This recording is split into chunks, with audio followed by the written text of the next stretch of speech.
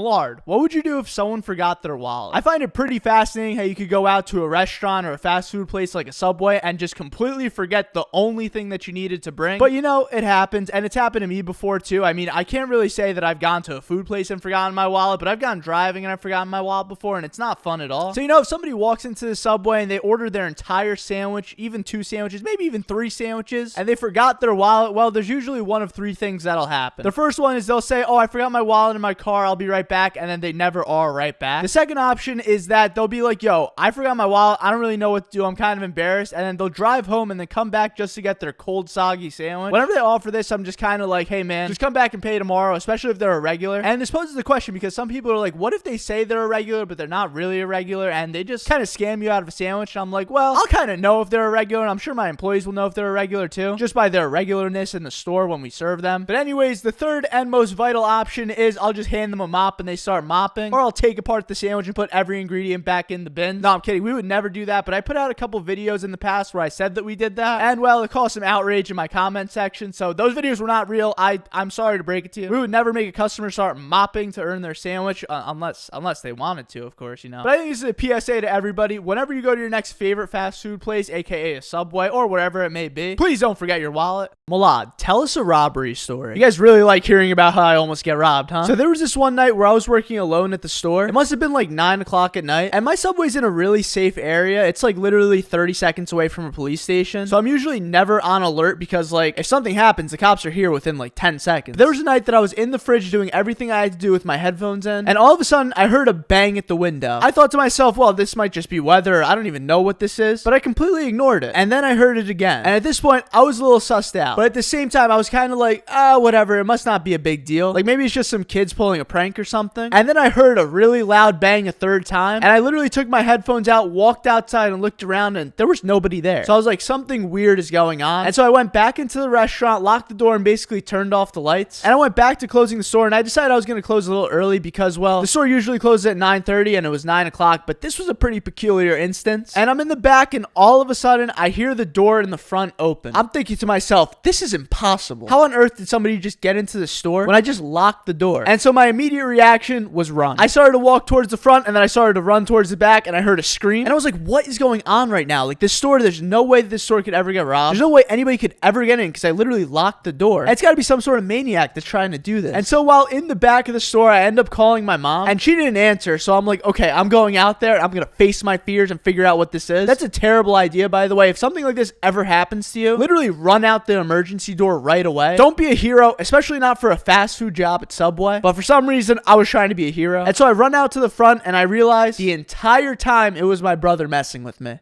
Milad, have you ever encountered a Karen outside of Subway? This is one of those stories that will always be a core memory to me. There was a night where I was in New York City with one of my best friends at the time, and he had an apartment in New York, and it must have been like 9 o'clock, 10 o'clock at night, and we were extremely bored, and we thought it would be a great idea to go to Central Park, literally at like 10 o'clock at night. Don't do this. This was indeed an awful idea, but for some reason, as kids, we thought this would be a super fun thing to do. So we take the Subway over, and we head to Central Park with literally nothing in mind to do. And as we get to Central Park, it starts to turn like pitch black out. Well, it was already pitch black, but like this ominous feeling started to set in, but we didn't mind it. So we went into Central Park, and there's this like really famous rock on Central Park, and we decided to go over there because my friend said that it was a great view of just like everything in the park, and it's a really quiet and secluded spot. I don't know, but we went to that rock, and we just sat there, and then all of a sudden we hear people like laughing and talking, and there were these college kids, and mind you, we were in like late high school, we were nowhere near college, but there were these college kids that were coming out with like wine bottles in their hands and just like partying, I guess, and then they take one look at us, and they're like, you two look like fun, let's sit here with you guys. So we didn't really mind. I mean, like, we just talked to these random people. They were NYU students, pretty chill people, and they did their thing, hung out for a little bit, and then they walked away. But then, just as we were about to leave, a woman walked over to the rock, and she was stumbling around and slurring her words, and was basically like, hey, you two kids, I'm a police officer, I'm taking you to jail. This obviously wasn't a police officer, this was just like some random drunk woman, and we were doing nothing, mind you. We were literally just sitting there talking, and this woman was ready to like kill kill us. She was like, you two are a couple of bad people. I don't like the way you guys look, and I'm gonna get you guys in trouble. And this lady was like crazy drunk, and me and my friend were basically like, okay, this is our cue to get out of here. But for some reason, my friend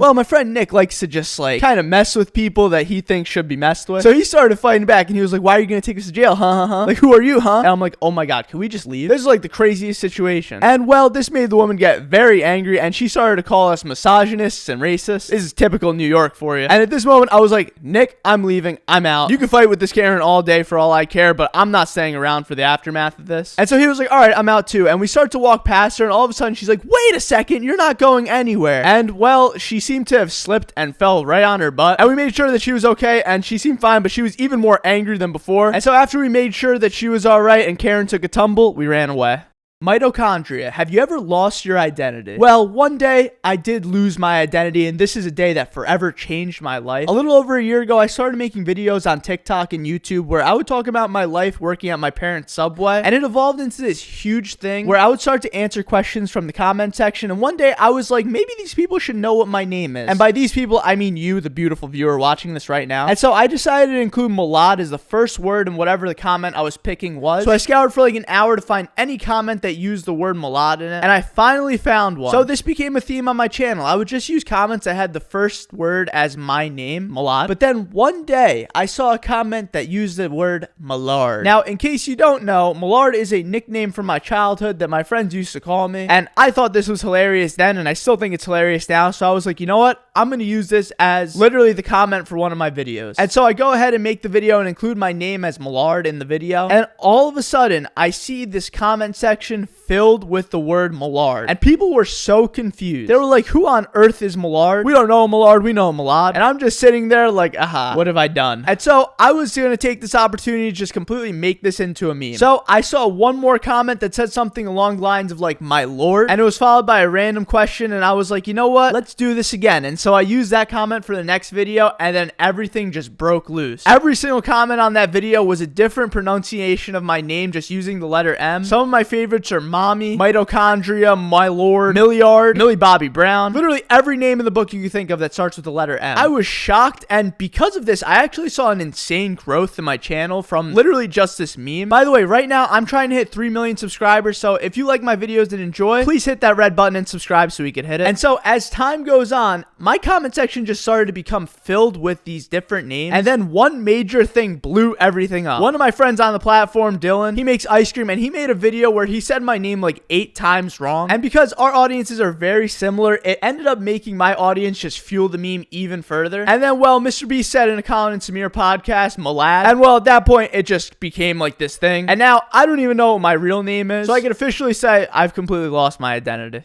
Mitchell, have you ever had someone be so rude to you that you started to cry? Oh boy, buckle down for this story. So before I start, I have never cried while at Subway. I will admit, I have cried a few times in my life before, but it can't be more than like 10 times. But there was this one day when I was working at the store with one of my coworkers. I'm not going to say her real name, so for the sake of this video, let's call her Sarah. So Sarah is actually a little bit younger than me, and she has a bit of social anxiety, and I can't really blame her. She got a lot better with it because of the job at Subway. But when she first started out, she could barely talk to the customers, and I kind of had to always like kind of relay the information and try to talk to the customer myself and teach her how to really have better people skills while working the job. But there was this day when a lady came into the store and she needed something like 5 sandwiches, and well, Sarah kind of went to the back and was like, hey Milad, I need some help with these sandwiches, could you bring them out? And I was like, why, of course. And I went to the line and I started to help her with these sandwiches, and this woman had very exact instructions as to how to make the sandwiches. Now there's no issue with having exact instructions. Like if you want mayo on the bread first, that's completely okay. If you want me to put stuff on it before it's toasted, that's okay too. But now what we do have a problem with is how you ask. And well, this lady was not asking in the nicest way possible, and it got to the point where me and my coworker literally just looked at each other and were like, what is going on? This is like a grown person and they're talking to us as if we're literally like the scum of the earth. I don't know. It was kind of hurtful in the moment, I'm not gonna lie, because it seemed like every single thing that I was doing would be told that I was doing it wrong. And usually with 5 sandwiches, it should take something like 8 or 9 minutes, but this had to take something like 25 minutes to make these sandwiches for this woman. And well, at one point during the sandwich process, she began to just completely ridicule the way that my coworker was making the sandwiches. And my coworker just kept saying, like, I'm trying my best. I'm trying my best. And I was just standing there like, how dare you? Like, this poor girl is just making sandwiches all day. It's not very nice to just keep ridiculing it when you come into the store and you're buying from us. But I kept my mouth completely shut, and obviously she did too. And at the end, well, I guess that my coworker was so like overwhelmed with everything that she charged for 6 sandwiches instead of 5. And well, when this happened, the lady literally lost it. She started to go off and say things like, how could you mess up something so simple? And basically had zero regard for human life in that moment and started to ridicule every single thing that my coworker Sarah was doing. And so I quickly stepped in and I was like, okay, I will just fix this right now. I basically told my coworker to go to the back, and I started to, you know, give the customer like an apology. I didn't really know what to do in the moment. So when that happens, I like to just apologize to the customer. And so I finally got the customer to leave and the store was dead. So I went back there to just check on my coworker, and I literally thought that she was about to cry. It turned out maybe she was just cutting onions in the back, but still a very emotional moment. If you enjoyed the story, please like and subscribe. It helps me out so much. A few years ago, I had a customer walk into our Subway and she asked me for a taco. Obviously, we didn't have tacos at Subway, so I had to tell her no. But I've thought about that moment so many times over the years, and it's exactly what's driving me to make this video. Today, we're at Subway making tacos. I really want to emphasize that I'm not a chef and that every ingredient in the tacos are from Subway except for the shell. In the past, Subway has had wraps, but I compare that more to a burrito than a taco. Anyways, I've always thought it would be an interesting idea for fast food brands to collaborate. I'm not sure whether or not it would be possible, but could you imagine Subway pairing up with another major food brand and dropping a collab item like a Subway taco or even a pizza or a burger? It might be a far out wish, but hey, maybe one day. Anyways, the ingredients for our Subway taco are as follows. We use a hard taco shell as our base and add lettuce, tomato, onion, steak, and chipotle sauce. We made 4 tacos just so that my coworkers could try them, and I feel like that's got to be a pretty fun thing for my coworkers to experience. Imagine just trying to work your shift at Subway and a guy's running around with a camera strapped to his chest making tacos. That would be a pretty interesting day on the job, but at least they get to try all these weird creations we make for the videos, right? I think one of my coworkers actually said one of his favorites was an ice cream sandwich, so maybe I have to try that in a separate video. Let me know if you guys would want to see that. Anyways, I had my tacos with my coworker Henry, and my mom tried one, and we all agreed that they were pretty good, but looking back, I think a soft shell taco probably would have been a better decision. Now it's time for my plan all along. Subway, if you're watching this, add tacos to the menu. The people need Subway tacos. Think about the greater good.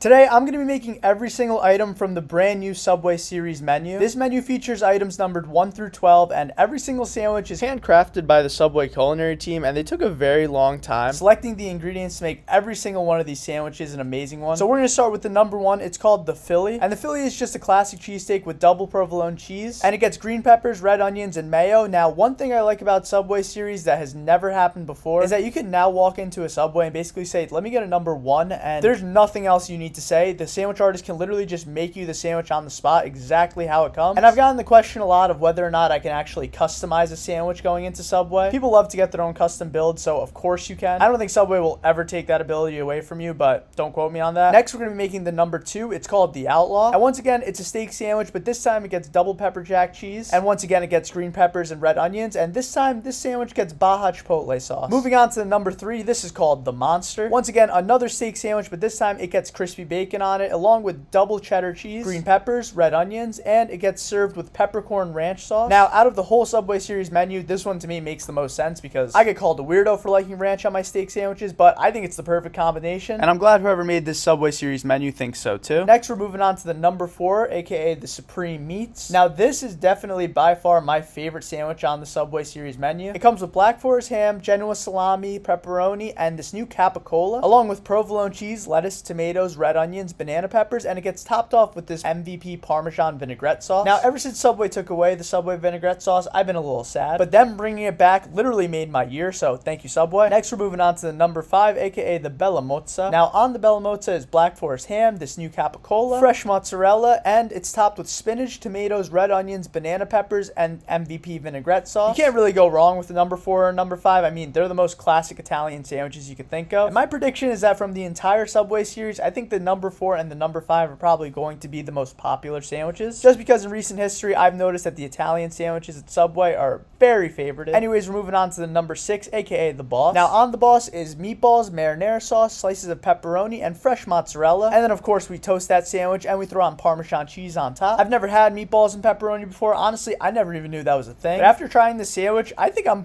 probably gonna put pepperoni on my meatball sandwiches from now on. And now we move on to number 7, aka the Mexicali. By far, this is my favorite named sandwich on the menu. Mexicali is one of the most fun words to say. And this sandwich gets chicken, smashed avocado, double pepper jack cheese, lettuce, tomato, red onion, and Baja Chipotle sauce. So not only does it have a fun name, but it's probably also one of the top contenders for the best sandwich off of Subway series, in my opinion. But moving on, we're going to the number 8, aka the Great Garlic. On the Great Garlic is a rotisserie style chicken, crispy bacon, provolone cheese, and then we toast that and throw on some lettuce, tomato, red onions, and this brand new garlic aioli sauce. Subway used to have garlic sauce back in the day, and I never understood why they took it away. So moving on to the number 9, aka the Champ. This sandwich is a rotisserie style chicken sandwich, and it gets double cheddar cheese, green peppers, and red onions, and then we toast it and put on peppercorn ranch. Now, I said peppercorn ranch was great on a steak sandwich, but on a chicken sandwich, I think that's even 10 times better. So the Champ is easily my second favorite on the menu. And moving on, we go to the number 10, aka the All-American Club. On the sandwich is turkey, black forest ham, crispy bacon, and American cheese. And then we toast it and add lettuce, tomato, red onions, and mayo onto it. One of my coworkers, Jeremy, who used to work at Subway, would literally make this sandwich every single shift. And he asked me to try it once, and I was very surprised. But moving on, we're going to the number 11, aka the Subway Club. Another classic sandwich from Subway's menu. It gets turkey, black forest ham, roast beef, provolone cheese, and it's topped with lettuce, tomato, red onions, and mayo. Back when I first started working at Subway, one of the trickiest sandwiches to make was the Subway Club. And if I'm being honest, I always messed up the sandwich. And just as I learned how to properly make it, they literally took it off the menu, so I'm happy they came out with an all-new version. And last but not least, the number 12, aka the Turkey Cali Club. This gets turkey, bacon, fresh mozzarella, and we toast it. And then we throw on some avocado, spinach, tomatoes, red onions, and mayo. This sandwich has always been a fan favorite, so I'm pretty happy they added this to the menu too. And so that's all 12 items from the Subway series menu. If you enjoyed this video, please subscribe and go try yourself a new Subway series sandwich. Milad, why are you working at Mr. Beast Burger? What is wrong with you? Have you betrayed Subway? Well, I went to a Mr. Beast Burger restaurant a while ago and learned for the first time how to work at a burger place, and I posted some of these fun videos to the internet, but they seem to have not found my beautiful and amazing audience, but instead they found their way reaching the deep abyss of the internet, the cooking community. No, I'm kidding. That was a complete joke. I actually have so much love for the cooking community, but I swear everybody on the internet thinks they're a 3-star Michelin chef, and never in my life have I ever flipped burgers. As many of you may know, I am a sandwich guy, and I had a lot of fun trying it for the first time, but the response from the videos I made at Mr. Beast Burger, they were insane. Where's your mandatory cut resistant gloves, bud? Wow. All right, Mike, where's your mandatory resistant cut gloves, bud? Huh? Wait, what? All the food I was making was in-house and was only being consumed by me and the chef that was training me, or truthfully, I would mess up every now and then and we'd just throw out the food because it wasn't edible. But we were in a completely closed kitchen at the time of filming, but you know what, Mike? I took your advice and wore gloves because you seem like a smart guy, Mike. You seem like you would know a thing or two about this whole glove thing. All right, I'll see myself out. Okay, listen, I'm sorry. I really am. The kitchen, once again, was a closed kitchen. All the food I prepared was either being eaten by me, the chef, or truthfully thrown out because I messed up over and over, as you should when you're doing something for the first time. Because yes, this is the first time in my life ever making burgers, and if you have ever actually worked in a kitchen or a fast food place, you would know it's not as easy as it looks, especially when you're first starting out. I waltzed into the Mr. Beast Burger kitchen thinking I could get by on my Subway knowledge, and I got my butt kicked. But it's also important to highlight some of the positive comments encouraging me to keep going, because I'm not gonna lie, I did think about quitting and not doing any more Mr. Beast Burger videos, but these comments literally got me through it. Dang, Milad, you is actually an artist. 100 emoji, 100 emoji. This is a legend right here, folks. Keep it up, man. Love the vid. Stone Cold Beast, you literally made my day. Like, you don't understand. As I'm reading this back and saying the comment, my day has been made, so thank you for your comment. I think at the end of the day, I'm just happy that people are starting to care more and more about fast food workers, and the comments are really showing that. And a huge win for the fast food community in general. If you enjoyed this video, please subscribe, because one day I'm giving my subscribers all a free cookie, and being early might just get you an extra one.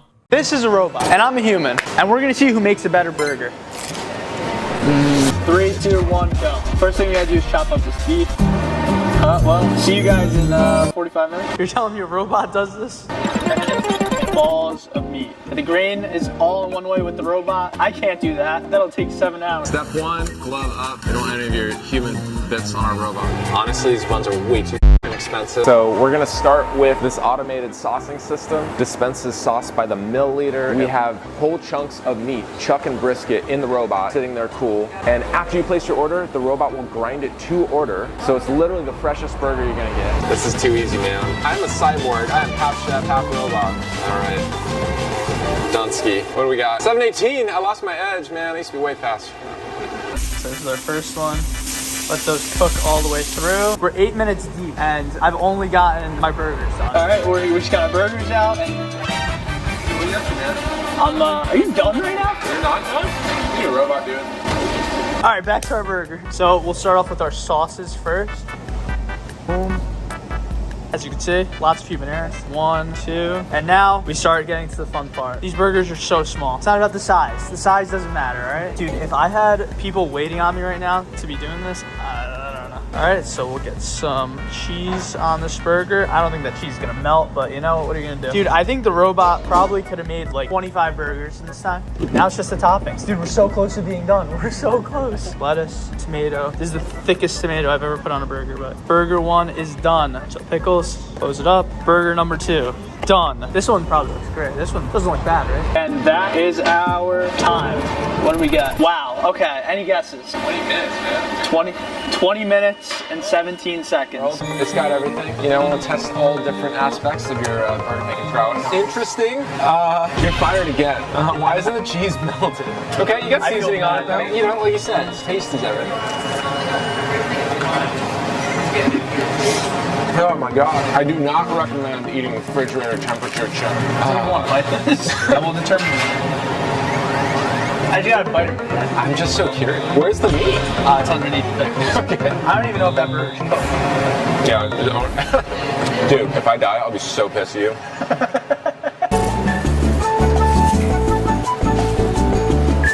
All right, so this is our like kind of In-N-Out style, California classic, Thousand Island classic. All right, this one's my personal favorite, and it's just kind of like the kitchen sink, man. It's got a little bit of everything. This one's just like ridiculous. It's called a gastronaut.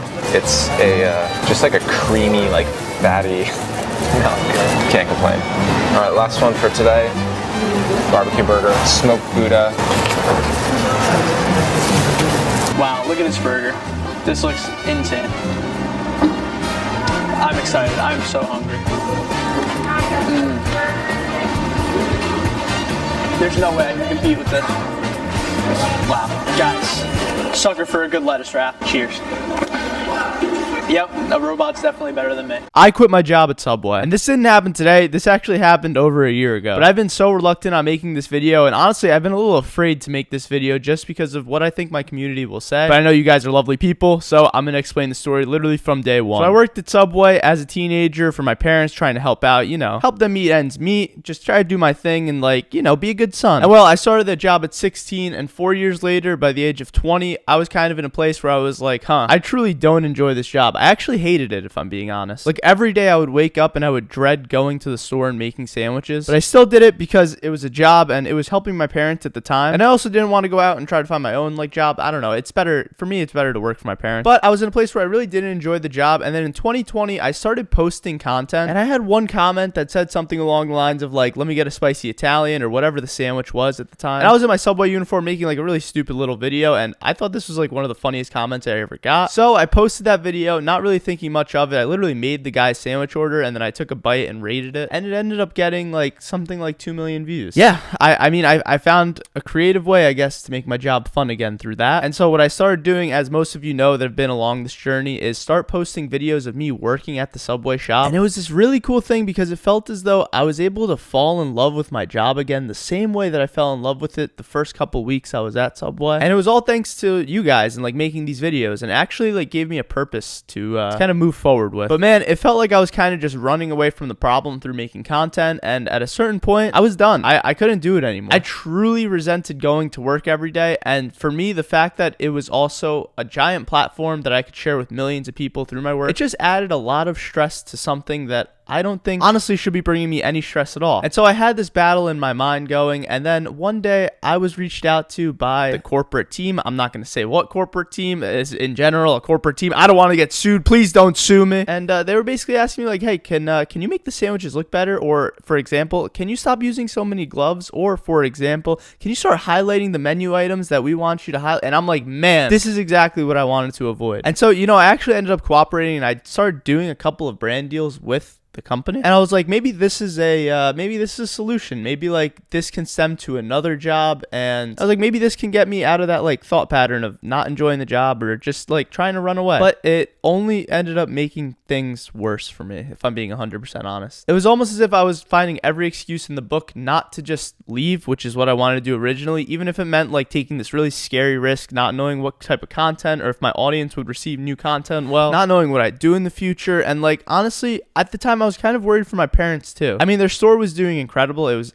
honestly doing the best it's ever done, and for some reason I was still worried. I don't know why. But fast forward a couple months later, and here we are. I've now not worked at Subway for probably over a year, and I would say I'm the happiest I've ever been. I mean, I would love to start posting more content for you guys. I'm trying to figure that out. I'm going to other stores and stuff. But it really paid off listening to my intuition and listening to actually what I want to do. Because I could have stayed at Subway, and honestly, that would have probably made me a lot of money. It probably would have been a really easy setup to just go in there every day, make sandwiches and make a video, go live and just jump out of there. But it didn't like fulfill me. It didn't fulfill me at all, actually. And I think in the long term that would have probably driven me to madness. Whereas right now, I guess I'm suffering a little bit in the short term trying to figure out like what to do, but I know in the long term that this was probably one of the best decisions I could have ever made. I mean, I don't see myself working at a Subway in 10 years, if I'm being 100% honest. I don't think many people see themselves working a fast food job for longer than a few years. And so I guess that's the story of why I quit my job. If you enjoyed this story, please feel free to subscribe and like the video and leave a comment on where you think I should work. I love you. You're beautiful. Have a beautiful and blessed day, and peace. Milad, could you show us your resume? It feels like you work everywhere. Ever since I quit my job, I've been on a mission to work as many different jobs as possible. So I want to show you guys all the different jobs that I've gotten a chance to experience so far. Job number 1, of course, we start off at Subway. This is where it all started, and this was the first job I've ever had. Honestly, this job gave me so much, and if it weren't for this job, I would probably never have started making videos. Job number 2, a burrito shop named Bubba Burritos. I'm not even kidding. The only reason I got this job was because my brother walked in, got a burrito, and apparently the staff knew my videos. Extremely friendly people and a friendly environment. I still can't wrap a burrito to save my life though. Job number 3, McDonald's. Now this job was a childhood classic. It's something I've always wanted to experience, but I definitely gained like 5 pounds while working this job. Job number 4, Mr. Beast Burger. Rest in peace. That's all I have to say. Job number 5, Irv's Burgers. Now this shop has an insane story, and the owner is one of the nicest people I've ever met. A bunch of celebrities like The Rock, Dana White, and Addison Rae have said that this is their favorite burger shop, and honestly, it was an honor working here. Job number 6, a bakery named Funny Face Bakery. I basically got to make a cookie with my face on it, and this cookie still gives me nightmares to this day, but they were amazing people and they had an amazing story. Job number 7, Butterfield Market. I didn't know this, but this place is actually a pretty famous market in New York City, and they also gave me some Japanese strawberries for free, which was awesome. Job number 8, Jonah's Kebab. It was a pretty wholesome experience because the restaurant was family owned, and I think this restaurant really proves the power of social media in a pretty cool way. Job number 9, Esco's Pizza. The dude who owned the shop was one of the most humble and wholesome people I've ever met in my life, and he also has one of the craziest stories I've ever heard of how he started this business. Job number 10, Prince Street Pizza. Now the person training me at this job was one of the most Italian men I've ever met in my entire life, but they let me make like 6 pizzas, which we ended up giving out to the homeless, so it was a wholesome experience. Job number 11, Angeloni's. This was the first time I ever made a pizza from scratch, and they were one of the first restaurants that trusted me enough to come in and make videos. For that, I'll forever be grateful. Job number 12, Wheat. I made creme brulee donuts at this shop, and the owner also showed me something called a khachapuri, which I'd never heard before. To this day, it's still one of my favorite foods I've ever tried. Job number 13, Dip Donuts. I'm not even kidding. When I walked into this place, they had no idea that their boss scheduled me to come in. Honestly, this is something that's happened at multiple places that I've tried working at, but the man who was training me was easily one of the funniest people I've ever met in my life. Job number 14, Angels and Gelato. My brother wanted free ice cream, so he told the shop that I would make a video for them. Great people, but my brother basically sold me for free ice cream. Job number 15, Sip and Swirl. This was my childhood ice cream shop, and they literally let me make my own ice cream flavor. Quite the surreal experience. Also, I think my ice cream flavor is one of the best ice cream flavors on planet Earth. Job number 16, Catchin' Ice Cream. This shop was started by my friend Dylan, who used to work at Cold Stone. He also has an incredible story about the power of social media. By working at Cold Stone, he was able to fundraise over $1 million and start this venture in the middle of New York City. Job number 17, Cold Stone. I flew to Florida to work at this place with the same Dylan from the last job. This was the first collaboration that I've ever done, and this was one of the most fun times I've had working a job. Job number 18, a chicken shop named Stickies. The guy who led their marketing team was one of the nicest dudes I've ever met, and I ended up giving him a ride in my car somewhere. I can't remember why for the life of me. Job number 19, Oh Brothers. I drove 3 hours to Philly just to make a Philly cheesesteak at this place. It was worth it. Job number 20, cover canine training. The owner of this business is actually a friend of mine, and we met while I worked at Subway. He was one of the first people that would come in and tell me that I could do something with the videos that I make, and I'm forever grateful for that. Job number 21, a breakfast and sandwich shop named AJ's Lunchbox. Now, this was the very first place that I tried working. The owner came into the Subway when I started making videos, and he told me if I ever wanted to try breakfast sandwiches to come to his shop, so I did. Job number 22, Cedar Beans. This is a coffee shop, and I think to this day in a parallel universe I would be a barista. Job number 23, Logan's Candy. I hate to be biased, but this is easily one of my favorite jobs I've ever done. There's something so satisfying about making candy, and the family who owned the shop were extremely kind. Job number 24, Pop a Bubble. Once again, candy making is now one of my favorite hobbies, and this one was really cool because we made a grape design inside of our candy. And job number 25, YouTuber, my favorite of them all. Now, I need a favor from you. I need you to comment what job you want to see me work next, and if you enjoyed this video, please consider watching another one. One time when I was working at my parents' Subway, I had a customer that came in and basically ordered one of the most loaded sandwiches I've ever made in my life. We're talking double meat, bacon, guac, the whole 9 yards, but when it came time to ring him up, the man forgot his wallet. Now, this is a lot more of a common thing than you would think, and I'll admit, I've gone to a few places before where I've forgotten to bring my wallet too. In 2023, this shouldn't be a problem because of Apple Pay, and like you could honestly just Venmo me or something, but back then, I could completely understand. So I understood the man's perspective, and I already had a line brewing, so I just told him to come back later and we would get it straightened out. And well, apparently later never came. I asked my coworkers the next day if he had come back, then the day after that, and then a week later, and I quickly realized this man is never coming back to pay for a sandwich. I have been bamboozled. Now, I understand that life gets in the way and that sometimes we forget about our owed debts, but for a sandwich? You couldn't pay for a sandwich? Or maybe I should just give him the benefit of the doubt and understand that he forgot. Well, a few years passed, and obviously I forgot about the entire thing. I mean, who holds a grudge over a sandwich for years? That's like a different level of hater. But one afternoon, 4 years later, a man walked into the restaurant, and I could have sworn that I knew him from somewhere. This is literally 4 years later, okay? And while I'm helping the customers in line in front of him, I couldn't help but think, where on earth do I know this man from? I must have looked up at the man from the customer I was helping like 20 times, but for the life of me, I just could not figure out where I had seen this guy before. Was he famous? Was he an old friend or an old teacher? Maybe he was just another random customer and I was mistaken. Anyways, I helped the customers in front of this mysterious man, and it's finally his turn to order. And as the words came out of his mouth for his turkey and cheese with extra meat, bacon, and guac, it was as if a feeling of PTSD strung all throughout my body. I knew it was this dude, and not only did I know it was this dude, but this dude owed me money. I still remember to this day the $11.48 debt that he never paid me back. So imagine the craziest feeling of remembering this random dude that never paid for a sandwich from 4 years ago, and here you are again right in front of the same man with his debt unpaid. I mean, it's not really a big deal if I'm being honest, like looking back now, but it's about the principle. Anyways, in that moment, what are you supposed to do? I mean, I'm not the mob. I'm not going to tell this guy I'm going to break his legs over a sandwich, but I had to do something. Honestly, it was entirely because of pride, and that's probably the dumbest reason for us to do anything in life, but it was pride for mistreated and misrepresented Subway workers everywhere. Anyways, after basically being in a trance for 30 seconds, probably just staring into this guy's soul, I realized that I had done nothing, and I started making this man's sandwich very quickly. Pretty standard sandwich, and by the end of it, I was sort of just ready to move on, but I thought it would be funny to play a little prank on this hooligan. Just kidding, he wasn't a hooligan, he was a very nice guy. But as I went to ring up his order, I thought it would be a good idea to ring up 2 sandwiches instead of 1. I wasn't actually going to charge him for 2 sandwiches, but I figured it could be a funny way to laugh it off and just be like, haha, I remember you, scumbag. I mean, obviously, I just charged him for 1, but if you wanted to pay for the second sandwich, you know, I would have no problem with that too. And as I went to ring up the 2 sandwiches to play this prank, he instantly foiled my plan. Immediately, he said to me, why are you ringing me up for 2 sandwiches instead of 1? And without hesitation, I screamed, you have a debt that you owe me from 4 years ago. No, I'm just kidding. I froze up. I completely froze up. And I calmly said, I remember you, sir. I remember the sandwich that you never paid for. And I'm not even kidding. This man says to me that he just moved here from Pennsylvania and has never stepped foot in this Subway store before. So my prank instantly backfired, and I was now the absolute scum of the earth. It's okay, you can boo me. And so after a few seconds of just pure horror and realization from the mistake that I made, I decided to apologize 1 million times. And to be honest, the dude was just hysterically laughing at me. He thought the situation was incredibly funny. So I ended up offering him a free cookie for the mistake, and this man tells me that he forgot his wallet. I'm just kidding. That would have been an incredible twist to the end of the story. But there is a wholesome ending. After this interaction, he literally started to become a more frequent customer, and he came in at least 3 times a week. I love you, Greg. I'm still not sure if you're the same customer from 4 years ago, but watch another video if you enjoyed this one, and turn on bell notifications so you know when I upload more. So recently, I told a story about how I would have customers that used to come to the Subway when I worked there and have me make them a sandwich, and just as I finished their sandwich, they would tell me that it's not what they wanted, and oftentimes walk out without the sub or without paying. And boy, did some of you who work in the food industry relate. Now, the only major difference I see between working my job at Subway and say another food place is that at Subway, you literally make the sandwich right in front of the person, ingredient by ingredient. So I'm going to tell tell you guys about 3 of the times I've experienced customers like this and hopefully show you why it can be frustrating from the perspective of an employee when people ridicule the sandwich that they literally make. So in our first story, I had a lady that came in, and we're going to call her Giselle, honestly, because I don't know what else to call her. I don't even actually know her real name. But Giselle walked into the store and she was pretty happy. I mean, she seemed like a pretty happy-go-lucky person. And so Giselle orders a sandwich, nothing out of the ordinary, but once we got to the vegetables, she realized that one vital ingredient was missing, and she was not about to let me live it down. She told me that I forgot to put bacon on the sandwich. And in my mind, I'm thinking, well, it's not like a bacon sandwich. Like, you told me the ingredients that go onto the sandwich. This isn't something that's like on our menu. So I was like, that's weird, but whatever. And I told her I could just put the bacon on now and I'll warm it up separately. And she told me, no, I don't want to do that. I don't want the bacon to be like hot and the sandwich isn't hot. And I was just sitting there kind of with a confused look on my face. Like, what difference does it make if it's all going into the same sandwich? But I could understand from this lady's frustration. I mean, honestly, I can't, but I'm just going to let it slide, you know? And so when I offer to make her a different sandwich, she looks down at her watch and says, you know what? I don't have time for this, and just walks out of the store. And she seemed pretty disgruntled, and I just sat there for a good 5 seconds, and I'm like, well, I hope that woman has a better day. But what could I have done? Because she literally told me the sandwich to make. I don't know, maybe I was in the wrong. Maybe somehow it slipped my mind and I like didn't hear that she wanted bacon when she asked for bacon, and like we weren't paying attention. I don't know. No harm intended for Giselle, but at least me and my coworkers got the sandwich to eat, and like, you know, it was pretty good, I'm not gonna lie. I literally just,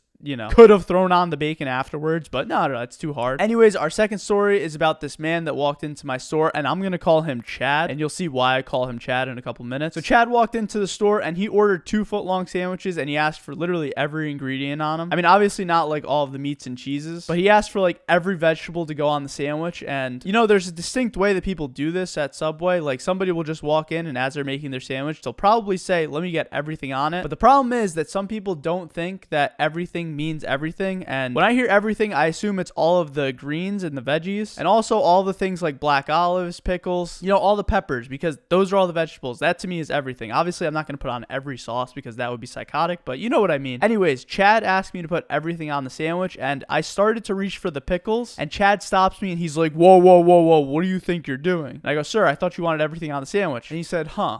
Pickles. I've never tried that on a sandwich before. And at that moment, he stood there with an epiphany on whether or not he should put pickles on his sandwich, because I reached for them. You know, I thought it was an accident. I guess it wasn't an accident, but he said, give me pickles. And this was like the holy moment for him. We ring up his sandwich. He goes to eat it, and he literally tells me that adding pickles to the sandwich was like the best decision he's ever made. And he was so stoked. The man was a bodybuilder and ate like 2-foot-long sandwiches. And I started to have a conversation with this guy, and he actually starts to, you know, convince me into lifting. It was kind of crazy. Like, this guy was kind of an intro for me to actually like realize how beneficial lifting is. And just to make things sweeter, he talked to me about diet as well. This Chad literally changed my life. So once I started doing the lifting and doing the meal plans, combining that with going to wrestling practice and all these other things, I literally lost so much fat from my body. So to that Chad, I have to say an immense thank you. And story number 3 comes from a regular customer that would always come in last minute before the store closes. Now, guys, if you do this, that's okay. I'm there till 9:30, or when I worked there, I would be there till 9:30. But if you're that guy that comes in at 9:29 p.m. and order like 7 sandwiches, I don't know. That's kind of on you. I may have to lock the door a couple minutes early for those. No, I'm kidding. I would never do that. I'll happily smile and make those sandwiches. You guys know that. And this man would never do that, but he would always come in like 5 minutes before closing or 10 minutes before closing. And I think he worked at a local hospital, which probably explains why he's getting food this late. And like, he's probably working a night shift. So God bless that man. We're going to call this man Charlie. Now, Charlie would always be in a big rush. I'm assuming because he had to get to a shift at work, and he would always tell me to make the same thing every single day. And so one day he was in such a rush, and I could see this, that I tried making his sandwich literally as quickly as possible. And to be honest, I kind of wanted to get out of there as quickly as possible too, because it was closing time. And by mistake on the sandwich, I put the wrong type of cheese, and I could have swore I put the wrong sauce on it too, but he never told me if I did or not. And so I make the sandwich, wrap it up, ring it up, and he probably wasn't paying attention at all because he walked out of the store with the sandwich. And as he's walking out, I realize, oh man, I messed up this order. I completely messed up whatever I made for him. And so on my drive home from work that night, that was all I was thinking about. And I realized that the next day I would probably have to face Charlie again if he came back. back. I almost didn't want to go to work the next day because I didn't want to disappoint Charlie. I mean, Charlie was one of the nicest people I've ever met, and I completely ruined his sandwich order. And so the next day, it gets to around 9:20, which is like 10 minutes before closing, and I'm thinking in my mind, what if Charlie just doesn't come in today? What if I like scared him off? I don't know. It's okay. Hopefully I could avoid this awkward conversation. But lo and behold, just as I'm having that thought, Charlie walks through the door with a gigantic smile on his face. I greet him like normal. I pretend like nothing happened, and he looks at me and he goes, "You did something to the sandwich yesterday." It was all over. In that moment, I thought Charlie was about to completely roast me into oblivion and tell me that my sandwich making skills are awful. But Charlie says to me that it was an incredible sandwich, and he literally asks for another one, and from that day forward, Charlie got that sandwich every time. Now, if that's not the most wholesome thing that you've heard all day, I give up trying. But there's a sad ending to this. I haven't seen Charlie in like probably 4 years now. So Charlie, if you're out there somehow miraculously watching this, I love you. I miss you. If you enjoyed this video, please watch another video and subscribe. Bye. I love you. Milad, what's the craziest customer interaction you've ever had? Now, when I used to work at my parents' Subway, I was no stranger to having some pretty interesting customers come in from time to time. If you've watched me for a long time, you know that sometimes people that are ordering food are just completely unhinged. Not like all the time, or not even a majority of the time. But the thing is, when somebody does, put on an unhinged episode, it's one that sticks out in your mind. Now, this story, I wouldn't say it's unhinged. I would just say it was a little peculiar, to say the least. So one night while I was working at the store, I had customers coming in, literally like customer after customer swamping me. It felt like one of those non-stop days where literally every 5 seconds a customer would come in and I'd have a line the entire time. And to make things even worse, the person that was supposed to work on shift with me, he didn't show up to work that day. I think he was sick or something, but that just left me all alone with all of these customers. And at my job at Subway, it wasn't just making sandwiches. Like, there was a lot of other responsibilities there too. Some examples of the responsibilities are like filling vegetables, filling up the chips, filling up the sodas, a little bit of everything. Now, it was getting to the end of the shift and I was still by myself, and I was able to have like a sigh of relief. I finally didn't have any customers coming in, and all of a sudden I hear that door jingle. It was like 9:25 and the store closes at 9:30, so I was like, you know what, let's just take care of this customer. She seems like a nice lady, so I take care of her, and she gives me a tip, which is like, wow, you don't have to do that. To this day, I still don't understand like tipping. I could do a whole separate video on that, but I think tipping culture is just like, it's something else. Like, I'm there to make your sandwich and you're paying for the sandwich. I don't think you have to like break out more bills just to give it to me. I appreciate it, don't get me wrong, like I'll always appreciate it, but yeah, that's just a whole nother topic. But this woman was so kind, and she just got one sandwich, so I was like, okay, finally I get to close up the store. So when you're closing up the Subway, it goes in this order usually. First, I'll take out the garbage, then I'll start filling up the chips and the drinks in the front, then I'll start filling up the sauces, and the last thing I'll do is fill up all the vegetables and meats in the front, just so that the person the next morning has everything taken care of. And then you finally pack everything away and you put it in the fridge, you turn off the lights, turn off the air conditioner, close the register, and you get to leave and be on your way. So after this grueling day of making sandwiches, look at me, I'm like speaking as if I went to war. I made a couple sandwiches. But after my shift, I was actually so ready to go home. Like, I think it was one of the most exhausted I'd ever been. So I start to do the garbage, I start filling up the chips and the drinks in the front, and at this point it's like 9:40, so 10 minutes after I close up, and as soon as I finish with the chips and the drinks, I hear a customer knocking at the door. Now, here's the thing, usually if you show up to a restaurant after hours, it'll probably not go the way that you want it to. Like, this actually happened to me and my dad last week. We went to a pizza shop and it was like 10 minutes before they were supposed to close, and they told us they couldn't make us a pizza. So I mean, that was one of my favorite pizza shops. I don't know if it really is going to be anymore, but anyways, back to the story. It was 10 minutes after closing, and this guy knocks on the door, and I had locked the door, so I go up to it and I open it, and he's standing there and he's like, "Are you guys closed?" And I'm like, "Yeah, we closed 10 minutes ago." And he gives me one of the, oh man, what am I gonna do? Like, it felt like I just told him the worst news imaginable. So I genuinely felt bad for the guy. I was like, man, he seems like he really wants this sandwich, and all of my stuff is already out. Like, I haven't really started packing up yet. So I said, you know what? One last customer, it's not gonna hurt. I let the man in. He's so thankful. He's like, dude, thank you. Like, thank you from the bottom of my heart. You would think I just gave him like the greatest news on earth, but I'm just gonna make him a sandwich. But anyways, he comes up to the line. I get back there, start putting on my gloves, and I say, "What could I get for you, sir?" The next words that came out of his mouth were the most horrifying words I think that could have been imaginable in that moment. He said, "I'm gonna get 7 sandwiches." Now, I already know internally I was just screaming at the top of my lungs, and on the outside I was probably just trying to keep it cool and not saying a word. But I must have froze for like 15 seconds, just like contemplating my entire life in my mind. 7 sandwiches, huh? That's a lot of sandwiches. Now, if you've ever worked in the food industry, you've probably experienced something pretty similar to this. You're unwinding for the day, and the customer comes in last minute and tells you, "I'm gonna get like maybe 15 burgers," or something along the lines of that. I mean, 15 burgers even sounds worse than 7 sandwiches, I'm not gonna lie to you, but it's a pretty common occurrence apparently. So much so that I made a video about this very concept on my YouTube shorts, and everybody Everybody thought that I stole this story from the Odd Ones Out. Unbelievable. The Odd Ones Out is another YouTuber that used to work at Subway as well. No, I didn't steal the story from anybody. This is literally something that happened like once a week at my Subway. Maybe not after we close, but people come in and order like 7 sandwiches at once all the time. But anyways, back to this kind gentleman that was ready to order the entire menu off of me. I look down, look back up, look back down, and in that moment, I'm like, should I just tell this guy I can't do it? But no, I didn't. I decided, you know what? I let this man into the restaurant. I'm making his 7 sandwiches. So instead of going one by one, I just pull out all 7 loaves of bread, and I'm like, man, I got to give you all Italian because I literally have no other bread left. And sometimes there's this glistening hope that all 7 sandwiches are going to be the same. Now, if you do that, that makes my job very easy. We just make one, and I just repeat it for the next 6 sandwiches. But nope, every single sandwich was different. Every single one of them. Like, not one of those 7 sandwiches was identical to the other. But it's okay. I'm not going to complain. I'm just trying to get through the sandwiches. And so I make them one by one with this guy, and it must have been like 9:55 at this point. And I finally finish all of the sandwiches, and he goes to me, okay, now I'm going to need 4 more. Oh man, in that moment, I was like, I think I was about to cry. But this guy just goes, nah, I'm kidding with you. I don't actually need them. And I ring him up for the sandwiches, and he leaves me a fat tip. You know, going back to the conversation before, I don't understand tipping culture. Even like in that moment, I don't think he should have tipped me because he probably paid something like $45, $50 for all the sandwiches. Honestly, probably more. Like, inflation's so bad, guys. It's such a weird time for us millennials. Well, I guess I'm Gen Z. I don't know what I am. But he insisted on letting me keep the big tip that he gave me, and then he was on his way with his 7 sandwiches. I was about a half hour late to where I had to be afterwards, but for some reason, it felt good. I don't know what he was going to go do with the sandwiches. My guess was that he was going to either go feed his family, or who knows, maybe he was meal prepping for the week, or this was secretly Matt Stoney that was just coming in my sandwich shop and getting a ton of sandwiches for a video or something. I don't know. Maybe it's a competitive eater. Who knows? But at least he was nice and he wasn't a Karen, and I never saw the man again in my entire life. So if you're the one that ordered all those sandwiches, I hope they were good. I hope I didn't rush through them. And if you enjoyed this video, please watch another one and subscribe and comment your craziest story for me to read. I love reading the comments. I love reading your guys' stories. So give me the juiciest story you have while working, or just the juiciest story you have in general. All right, anyways, I love you. Peace. Bye. If you've ever been banned from a store, you have to be doing something really wrong. But if you've ever been banned from a Subway, you got to be doing something atrociously wrong. Now, in my time working at my parents' Subway, we've only had a handful of people that were ever banned, which, saying it out loud right now, that's absolutely insane that these people have ever gotten banned from a Subway. Who knows what other establishments have banned them for crazy reasons, but these 3 people in particular, well, I think they had it coming. So the first person that I ever had I was about to say the pleasure of banning. That sounds awful. It's not a pleasure to ban somebody. We're gonna call him Todd, and Todd was a guy that came in with his wife, and they were just getting a couple of sandwiches. Now, Todd's demeanor while he was ordering the sandwiches was pretty aggressive, I gotta say. It wasn't like he was yelling at me or anything, but like when I would ask him, what did you want on this again? He would almost be like offended that I asked him what he wanted on his sandwich. I mean, listen, man, I'm just trying to make your sandwich and get you some food. I don't want no trouble here. But when it got time to ring up Todd at the end for him and his wife's sandwich, he asked me if I could go grab him some forks and knives, and we keep them in the back. So as I'm walking towards the back, apparently he like stuck his hand into my tip jar and just took all of that money away. And the craziest thing that I think Todd did was he literally ate it there. They ate their sandwich at the table, literally right in front of me, and I walk back and I see that my tip jar is empty, and he's handing me the money. You know, it took me a couple of minutes to process what happened, but I didn't want to just randomly accuse this guy. I mean, who knows if he took the tips or if it was a customer before. I wasn't about to accuse a random guy, but he paid for his sandwiches, and then I went to the back and I'm like, I'm gonna figure out what happened to my tips because I know there was money in there. Granted, it might have only been like $6 or $7, but I didn't want no thief in the store. So I went back to the clips and I literally saw Todd just grab the money out of my tip jar and hand it to me as if that was the money he was using to pay. My mouth literally dropped in that moment, and I went to the front and I said,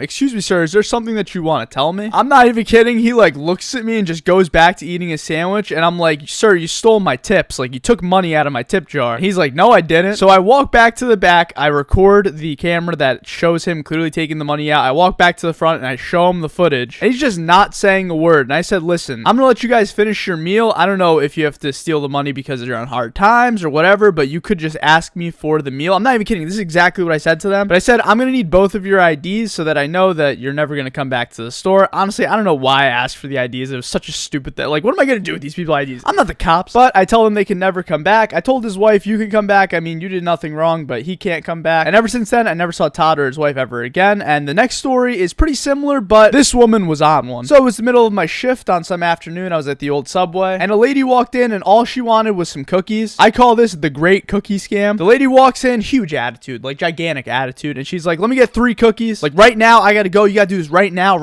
Trying to rush me. And I'm like, whoa, what is the rush here? But anyways, I got her cookies, and I said that's gonna be $3 or however much it was for the 3 cookies. And she hands me a $20 bill. I have people online. I hand her back her change. I go to the next customer, and I'm not even kidding. She just like throws an absolute fit. You didn't give me the right change back. You only gave me $7. You still owe me $10 more. And I'm like, Jesus Christ. Okay, I guess I gotta just give her money back before she like literally goes over to this counter and starts trying to beat me. But I'm like, let me go check the camera. Like, I have to go check the camera, but then there's like 2 other customers online. And I'm like, you know what? I don't have time for this. Maybe I made the mistake. So I give her the $10. Literally the stupidest thing I could have done. Dumbest. Stupidest isn't a word. I don't know why I said that. But that's the dumbest thing you could do. I should have just went to the camera and made everybody wait, because this woman, what she did was when I handed her money back and I was turned around, she literally turned around, opened her pants. I'm not even kidding. She throws the $10 bill into her pants. Like, she literally opened her pants. And well, when she handed me the money back, it was only $7. And you know, I guess the rest is history. I went to the camera and my jaw literally dropped. So that woman's banned. Hopefully I'll never see her again. You know, I didn't get the pleasure of telling her she was banned, but she's banned. If you're somehow watching this video, you're banned. And this last customer, well, this was, I think, the single craziest thing I've ever experienced at my career at Subway. A man walks into the store. I'm just working. My girlfriend's in the back. She's helping me out. And it was a really busy day, which is hence why I called my girlfriend and asked if she could help me. And as a result of it being a busy day, my front, like the vegetables in the front wasn't full. And this guy walks in like guns blazing. He's like, I don't know what that was. That was my best impression, I guess. But he's telling me how he like owns a bunch of Subways in the Midwest, how he's been a franchise owner for God knows how long. Basically just bragging to me about how he owns a bunch of Subways. And he's like putting me and my parents down, the Subway that we own. Like, I'm working at the Subway that my parents own, obviously, but he's saying this place is so like bad. You guys aren't filling up your vegetables. He's just like putting us down. And then we get to the part where the vegetables happen, and like the dude literally just like freaks out at me. He's like, this is the worst customer experience I've ever had in my entire life. If you were at one of my Subway locations, I would fire you in an instant. Just saying like the most awful, wretched things to me. And I'm like, dude, like, you gotta relax. Take a deep breath. It's okay. But he's just going off. And at some point I say, you know what? You're not getting a sandwich today. I need you to leave the store. And oh, he goes ballistic at this point.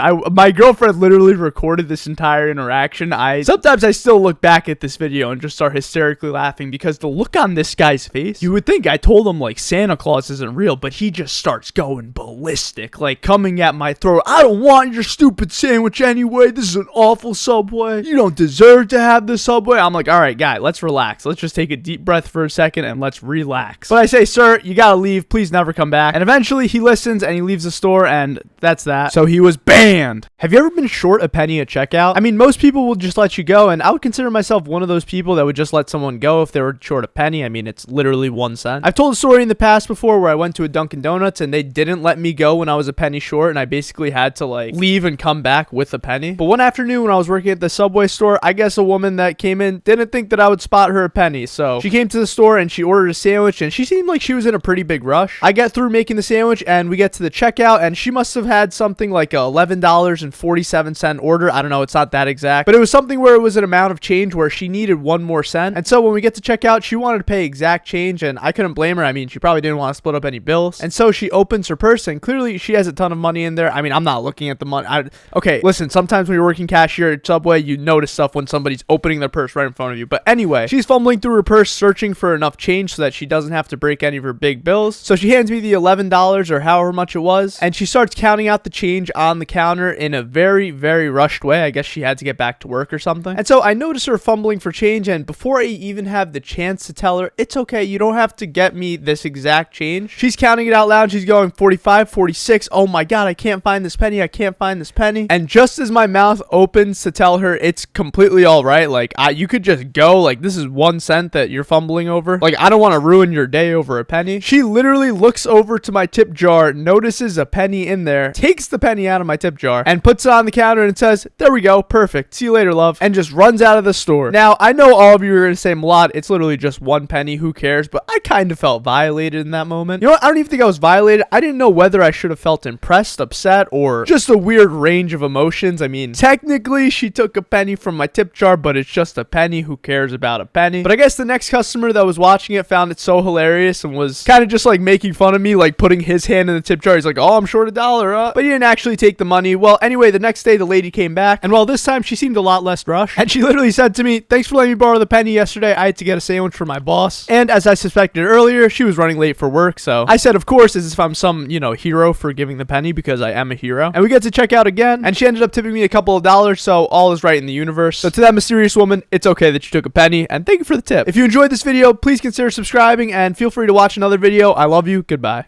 A couple of years ago, I experienced the lowest point in my life, and it turned out to be the single biggest blessing I've ever had in my life. So in high school, I would say I was a pretty good student. I wasn't like stellar or anything, but I got A's and B's, and I did pretty well on my SAT. So when it came time to apply for colleges, I was pretty confident with the colleges I applied to. Well, fast forward 2 months after I actually applied to all of them, and I got denied by basically every school that I actually wanted to go to. So I settled on a school that was a local college, and I became a commuter. Now, I will say I did love this school. I actually got a scholarship from them, which was very generous as well. But I mean, that was never really in the cards for me. I was pretty depressed with the fact that I didn't get into any of the schools that I wanted to. So I made a decision. My first 2 years at this local college, I was going to work absolutely insanely hard, like the hardest that I had ever worked in my entire life. And my goal was to get a 4.0 GPA and transfer out my junior year to one of my dream schools. So I went to the local college and I worked my butt off. I was a computer science major, and I ended up getting a 4.0 GPA in computer science my first 2 years there. That basically means that I got straight A's, and there's no GPA higher than a 4.0, and on top of that, I actually did a bunch of extracurricular activities there too. One of which was trying to start my own startup, which ultimately failed. That's a whole other story, but basically the point is that I tried to work as hard as I could, probably the hardest that I ever tried to work in my life up until that point, in order to transfer out and actually go to one of my dream schools. So basically 2 years had passed, and it was time to start applying to more colleges so that in my junior year I could transfer and actually reap the benefit of, all of my hard work. So I applied to a bunch of Ivy League schools. Some of these were like Harvard, Yale, Columbia. I mean, those were like my dream schools, but I also applied to some like other schools that weren't as difficult to get into, because let's face it, Harvard, Princeton, Yale, those are extremely hard schools to get into. But I basically applied to like a list of 9 different schools that were all schools that I would have went to if I had gotten accepted into them. And well, I apply, I write what I thought was an incredible essay to these schools, and I basically put my heart and soul into this, and I got denied by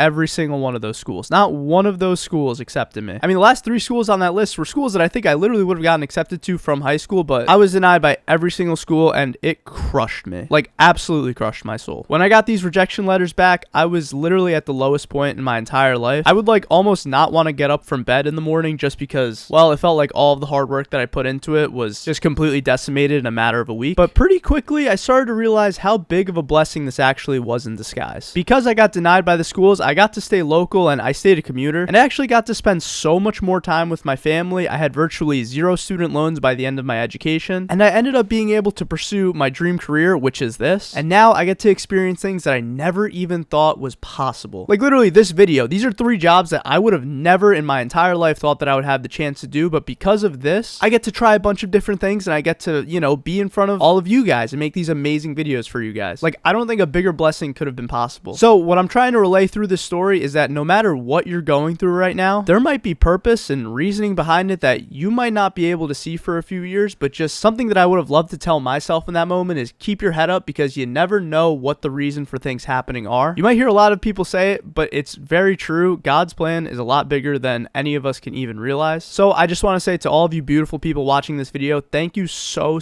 much for supporting me throughout these years and making my dream come true. And I really hope that through my videos, I could at least promote some positivity or like give some life lessons from my life. I know I'm pretty young, but I think me hearing a video like this when I was going through that moment would have been very helpful to me. So if you enjoyed this video, please feel free to subscribe and watch another video. I love you guys. Bye. A couple of years ago, there was a video that went really viral of a guy in a Subway throwing a cookie at the employee at the speed of light after telling him how good the Subway cookies are. And this had to be one of the scariest times for Subway workers worldwide. Now, taking you back to this year, this was my 2nd year ever working at Subway. And it was almost as if overnight I was getting this video sent to me by like every single person that I knew. And well, for the next year, every single time somebody asked me for a cookie, I thought they were going to start dancing and chuck it at my face. Now, I gotta admit, the first time I saw this video, I thought it was pretty funny. And then I saw it over and over and over and over again. And well, that's when the literal PTSD of this video came into my mind. I'm not even kidding. One of the methods that I used was that I would always give the cookie to the person at the absolute end of checkout. Like, they would ask me for a cookie before I even rang them up, and I'd said, okay, I got you. And I'd ring them up, and then I'd give them a cookie and quickly wander away to the back. Now, do I think somebody was actually going to chug a cookie at me? No. Okay, well, maybe I did, but it started to become this thing where I had friends that would come into my Subway and they would ask me if they could recreate the video. It must have happened like 8 or 9 times, and I had to say no every single time. But then a moment happened that drove me into the deepest fear of my life. Okay, maybe not the deepest fear of my life. That might be a little bit of an exaggeration, but the original guy that made the video made another video outside of the Subway that I was working at, literally across the street, and all of my friends started sending me this video. The second that I saw it, I looked across the street and I saw the man. Now, I was considering locking my doors. Obviously, I wasn't going to do that. I don't even think I'm allowed to do that. But for the next like 40 minutes, I was so scared this guy was about to come into my Subway, and lo and behold, he never came in. But then a few years later, I had another content creator come into the Subway, and well, at the beginning of whenever I'm working with another content creator, I basically ask, so what ideas do you have? What do you want to do together? And he doesn't even say a word to me. He just shows me this video, and it was almost as if 5 years previous PTSD just like came back into my body. But you know what? I was ready to conquer my fear, and I said, you know what? We can make this video. Let's recreate it. So he had his friend filming the entire thing. He came up to me and asked, can I get a Subway cookie? He took it out of the bag, started dancing while eating it, and then he chucked it at 1,000 miles per hour at me. And all of a sudden, when that happened, I thought to myself, you know what? This wasn't actually that bad. I was in so much fear of this thing that would never happen that when it finally did happen, it literally felt like nothing. What was I even afraid of in the beginning? Now, the unfortunate news, that video never saw the light of day. So basically, I got a cookie thrown at me for no reason. But I'll tell you guys what, if this video hits, I don't know, 30,000 likes, I'll recreate the video and post it to my channel. And if you enjoyed this video, please consider subscribing and turning post notifications on. And here's some other videos that you could watch. Thank you for watching this video. I love you. Have a great day. Bye. Okay, so my Subway has some of the wildest Google reviews known to man. So today we're going to read some and I'm going to react to them. We're going to start with 5-star reviews and then work our way to the 1 stars. But as you'll see, every review is pretty much chaos. Jennifer S. 4 days ago says, today I was going about my day peacefully eating pickles when all of a sudden Bowser, Ganondorf, Eggman, and Voldemort all teamed up to try to turn me into a Goomba. I found this peaceful Subway and I ran inside where a handsome young man named Milad, aw handsome, thank you, gave me a laser blaster to shoot Bowser, Ganondorf, Eggman, and Voldemort with, and an iPhone 15. I ran outside and blasted them with the laser blaster, but it didn't work. I'm a Goomba now, but I still got my food. 10 out of 10 would recommend, and all they left was this picture of a sandwich. You know, Jennifer, that might have been the nicest thing anyone's ever said to me. Thank you. Ash. Went here during lunch rush and became appalled by the excellent customer service. A kind man greeted me with a smile, led me to an empty table, and pulled out a chair for me. After sitting down, I was unsure what to order, so the worker chose for me. He ran behind the counter and prepared 3 gourmet sandwiches. This man then rushed to me and placed the food on a large plate. He wanted me to eat them under 10 minutes and it would be free. I declined that offer and instead paid for the meal, heading out the door after. The employee ran after me, handed me 3 cookies, and kissed my forehead. These are real reviews for my Subway, by the way. That gesture made my heart race. Going to stop by here again on my next trip to New Jersey. Recommended dishes, raspberry cheesecake, tacos, and Milad special. Dude, what is Milad special? What could that possibly be? These reviews just get crazier and crazier as we go. Gumball and Darwin from The Amazing World of Gumball, and Ezio from Assassin's Creed, and Walter White from Breaking Bad chased me. Then I saw this Subway and asked for 10 footlongs with turkey, American cheese, lettuce, cucumbers, pickles, spinach, and mayo. Kind of a good order. Would add Chipotle to that. Then I pushed the door to exit after paying this good-looking guy named Milad. Okay, alright, okay. And giving him a huge tip. Milad also has given me an iPhone 15. I'm just giving everyone iPhone 15, so that's great. Ezio had a gun. Okay. I threw Ezio one of my footlong orders. This story just got suspenseful out of nowhere. Then I pushed Darwin to the ground. Then this guy named Young Lima Bean sneaked up on me and then captured me and ate one of my footlongs, so I punched Young Lima Bean and I ran away with my 8 footlongs and then I ate them all. 10 out of 10, I recommend the Subway. I'm happy you had a great experience. This one's from Mr. Monkey, super awesome. Great name, by the way. My name is Agent Bongo and I went to this Sabubu Way to purchase a delicious sandwich and was greeted with cookies. 10 out of 10 would recommend. Always will come back whenever I'm fighting an intergalactic hyperversal war. Vegetarian options, I forgot. And these are his recommended dishes. Actually, this is like the entire Subway menu. There's tacos on here too. Everyone's recommending tacos. And Milad special. What the heck? What's my special? Oh, maybe the Milad sub. Great sandwich. This is from Kittens PvP. This Subway was the craziest I've ever personally ate at. I called from California and some weird dude named Milad said he'd ship me a sandwich over. I said sure and he covered my shipping costs and I was delivered this beautiful handmade Subway sandwich in a cooler. And this sandwich looks like this. Well, I don't know if it's beautiful. It's got personality. This is Amir Hamza. I was fighting Black Frieza. Then I got to the subway. This nice guy called Milad Mirg. He gave me a mega sub and free cookies. Then I went Ultra Instinct Kaioken times 100 million. Then I destroyed him. Then Milad helped me by Truning Super Saiyan. We did a Kamehameha and we won the He Made a World Milad World. 5 stars. Thank you. Ben Collins says, so I was randomly walking around my town when a gorilla popped out of the sewer and threw me all the way to the subway. Wow, that's a pretty random thing to happen. So this cool dude named Milad gave me a free cookie and an iPhone 600. Thank you. I'm glad we could make your experience great, Ben. Croc7, eating from this subway was one of the best experiences of my life, hands down. In fact, I'm not even from USA and I've never been to America in my life. I contacted this subway through TikTok of one of the employees and he literally made me a sandwich and delivered it from New Jersey, USA to Lahore, Pakistan in a private jet, and he gave me money to open my own subway in Pakistan. 10 out of 10. Wow, what a story. I'm happy I could help this guy. Honestly, you know, that flight to Pakistan, it was no big deal. I've never gone to Pakistan in my entire life, but maybe one day though. Okay, this one's from Jamie. I'm from Ohio and I walked to the subway, but right before I got there, Mr. Beast was running after me, so I went to the subway and the worker named Mommy gave me a sandwich with mayo, turkey, steak, and cheese, and I threw it all at Mr. Beast. He forgot the pickles. I did not forget the pickles in this sandwich. There's no way. Okay, this is from Pancake Yum Yum. Apparently he spent over $100 at the subway. Now if you're spending $100 at Subway, there should be like an award for someone like you if you're spending $100. I was walking down the street when I saw this shop called Subway that caught my eye, so I went in and got a sub, and the polite person behind the counter kindly offered me a cookie, and I politely declined. And when I walked out, I saw Joe Biden eating ice cream in a bikini with 2 trolls. Wow, that took a turn. Food 4 out of 5. Are you kidding? All right, Julian. I went to Subway where I met a handsome young man, Milfard. I asked for a 12-inch Italian bread. I asked for pickles and mayonnaise, but they were out of mayonnaise. Sad emoji. Thankfully, Milfard used his own made. Okay, we're skipping that one. This is from Malika. I ate a sub which was made by Milad, and suddenly I was TP'd to the back rooms. A weird tall man was staring at me. It tasted heavenly though. 5 out of 5. Thank you.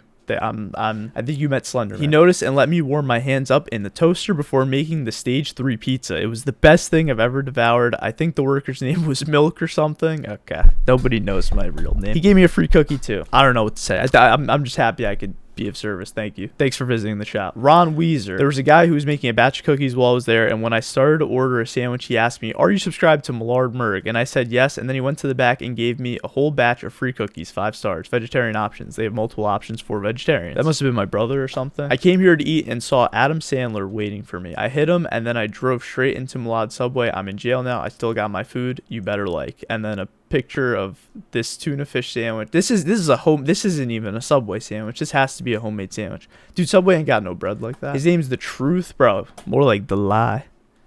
Oh. Okay. Powerhouse Games. I was walking down the street minding my own business when this stranger jumped out wearing a Subway uniform and a name tag. I think his name is something like Malark. He grabbed me, pulled me into the store, and forced me to take a free cookie. It was a really good cookie. Okay. Joey Smith. I got out of my car and went inside to see a man making sandwiches. He made mine. The name of the man was Milad. He was a cool dude and gave me a free cookie and heart transplant. Good man. I'm happy that you let a guy from Subway perform open heart surgery on you. That I'm honored, man. I was in the middle of the robotic war. I was starving and being chased by the things we call robots. Once I saw that Subway, my life was changed. When I walked in, I was greeted by a handsome man who I would later find out was called Mayonnaise or Milky Way. Okay, I'm getting back off topic. Back to the story. I told him the robotic war had me down so bad, so he gave me a free 6-inch with every meat, cheese, veggie, and sauce. That sounds like a disgusting sandwich, and a free cookie. Milky Way, you've changed my life. Later, I found out if I subscribed to his YouTube, I'd get a free cookie, and it worked. Fun fact, if you subscribe right now,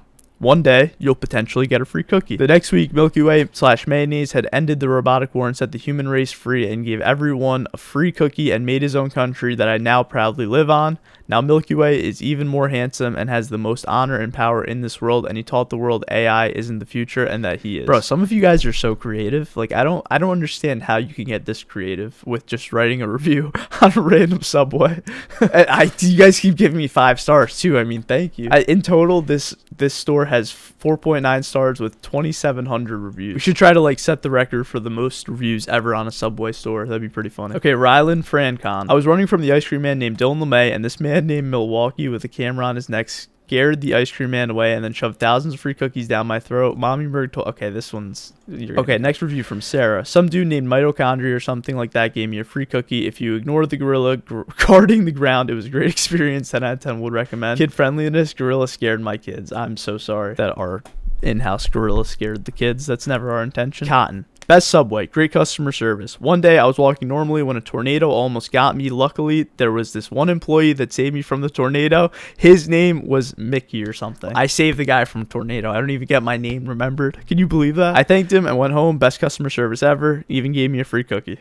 Yeah, I'm just giving free cookies left and right. Next one's from CR7 Sui. Dude, no way Ronaldo was at my Subway. That's crazy. Because there's a cat named Milad and he is very nice Subway worker and one day I went to his Subway while a prime eruption and then offered me free Subway sandwich and then it was over. Well, I should have expected this because CR7 speaks Portuguese. Maybe the English isn't the best, but thanks for coming to the Subway. Okay, the next one, Loving X Roses. As I went there after I was being chased by 5 dogs and 3 lions, I quickly went here to seek shelter. As I got in, I was greeted by a nice dude named Millard or Mild. He was so kind and gave me money to open my own Subway. So we got a Subway in Pakistan opened and then we got a Subway for this person open too. He also gave me a free cookie. What an amazing person. Thanks for coming by the store. Happy we were able to get you away from those dogs and lions, you know. Next one's from Caden Bain. I was feeling incredibly hungry, so I decided to pick up a Subway sandwich. When I opened the door, I was greeted by a man with a small camera duct taped to his head. Okay, that's how everybody thinks that I film these videos. I literally just like duct tape a camera to my head. You know, it might as well be true, right? That'll just add more to the mystery of how I film these. He dashed to the counter with superhuman speed and began making a sub before I even ordered. It was an amazing turkey sub with delicious, crunchy Doritos sprinkled in. I was amazed, as if this sandwich had hypnotic power. He then handed me my sandwich and actually gave me a free cookie. But this was no ordinary cookie. The moment I bit into it, I was instantly transported to a large room. Wow, the plot thickens. There was a massive TV on the wall with the numbers 1.88 million on it. I looked down and saw a new iPhone sitting right next to me. I picked it up, being careful not to break, and turned it on. I saw that I already had a message despite me not even having a chance to turn the phone on. It read, "What do you think of the sub? And were the Doritos too crunchy?" This is where I am now, in a room with a string of numbers on a screen and a brand new phone. Definitely the best food experience I've ever had. I'm happy to help. Next one's from Lucas McKernan. OMG, just got done with my Subway sandwich and it was bussin'. When I walked into the store, this dude named Milky Way or something made me and my great grandpa's turkey sandwich and he gave me a free cookie, but grandpa joked on it and Michael Jeffrey Jordan saved him. I will never forget this moment. Thank you, Melly. Yep, so apparently Michael Jordan's been to my Subway. Lucas can vouch. Lucas has seen him before. Thank you for your review, Lucas. Okay, the next review is from Ryan Wheeler. Some guy named Chili Dog Milad was pleasant and welcoming. Hooked me up with a delicious sub and a free cookie. Easily the best experience I've had at a Subway, because Subway usually isn't good where I live. Thank you for Chili Dog Millard. Thank you, Ryan Wheeler.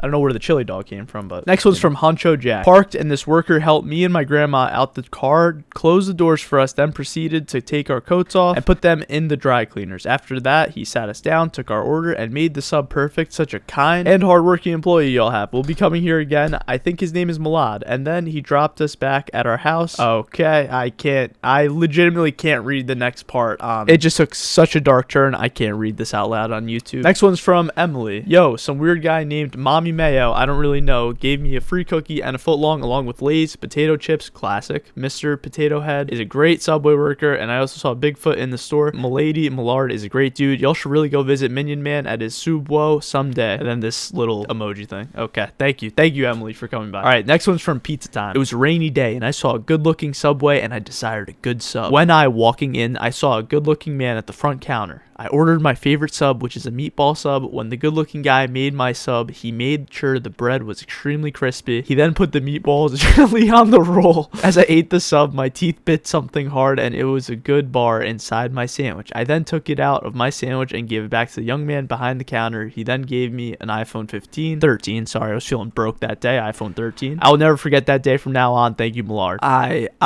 don't know how you guys come up with these reviews. This has gone so far away from food to just like madness. These reviews are literal madness. Next one's from Emma Harrison. I was walking down the street with my girlfriend, then tripped and slipped and flipped into the Subway. You tripped and slipped and flipped, huh? Food was immaculate and my goldfish enjoyed the free cookie. I met a dude named Motorcycle and he stole my goldfish's leash. Very amazing experience. 5 out of 5 stars. Thank you, Emma. Okay, now let's get to the 1 stars. I'm gonna start reading the 1-star reviews. This is Hammy Plays. I walked into the store and then there was a man with ice cream dripping down his neck and holding my phone. He then slapped me and started singing Indian songs. Then he was shouting, Muñeño into my ears. Don't recommend this place. Sorry for your experience, Hammy. Hopefully we can make it right with a free cookie. Next one's from Sasha Khan. So today I went 9 hours to a Subway because I was hungry for a train on my way. This man with a camera wrapped around his neck stopped me and said, "Would you like a free cookie?" I said no and drove away. Then I was actually like, I do want a free cookie, but it was already away from me. Then when I arrived, the same guy was there and he started to scream and spat in my free cookie, but it was still good. Then I gave him my Subway order and he made a call. Then I heard a train and it went through the wall and he gave me the train. I love the experience. That's why I'm giving it a 1. Now imagine somebody that like actually wants to go to the Subway reading these reviews. They're probably so confused. Next one's from Ali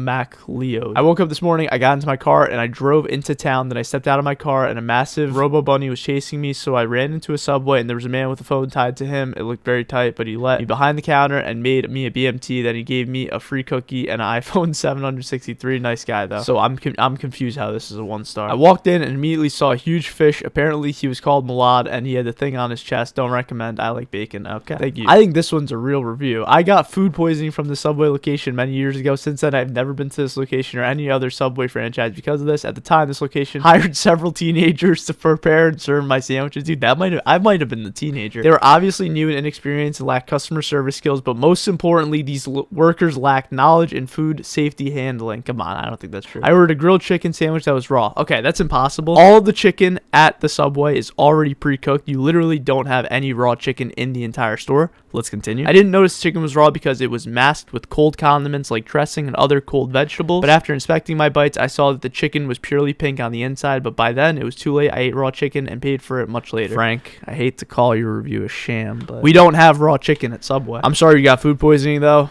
You could come in, we'll make it right with a free cookie. Next one's from Noob HD. 1 star. Rude person. There was a man with a camera recording my sandwich. I asked him to make me a meatball sub. Instead of making me that, he just put cookies all over my sandwich. I do not recommend. I think you should have eaten the cookie sub and enjoyed it. Next one's from Omar Rodriguez. It wasn't about the service of the sandwich. It was because he promised me candy, specifically Skittles. If I went in his van, I tasted the raw. Okay. All right. We're not doing Dude, these 1 star ones get dark. Let's see. RP. Milad Mirg was so rude and the hot sub took forever and was cold 5 minutes later. I'm so sorry. I hope that that's not true. I try not to be rude. I think I'm a pretty nice guy. I'm sorry. All right, next one's from Slicker Don. I said extra sauce and the guy behind the counter literally spat on my lettuce. Never come here again.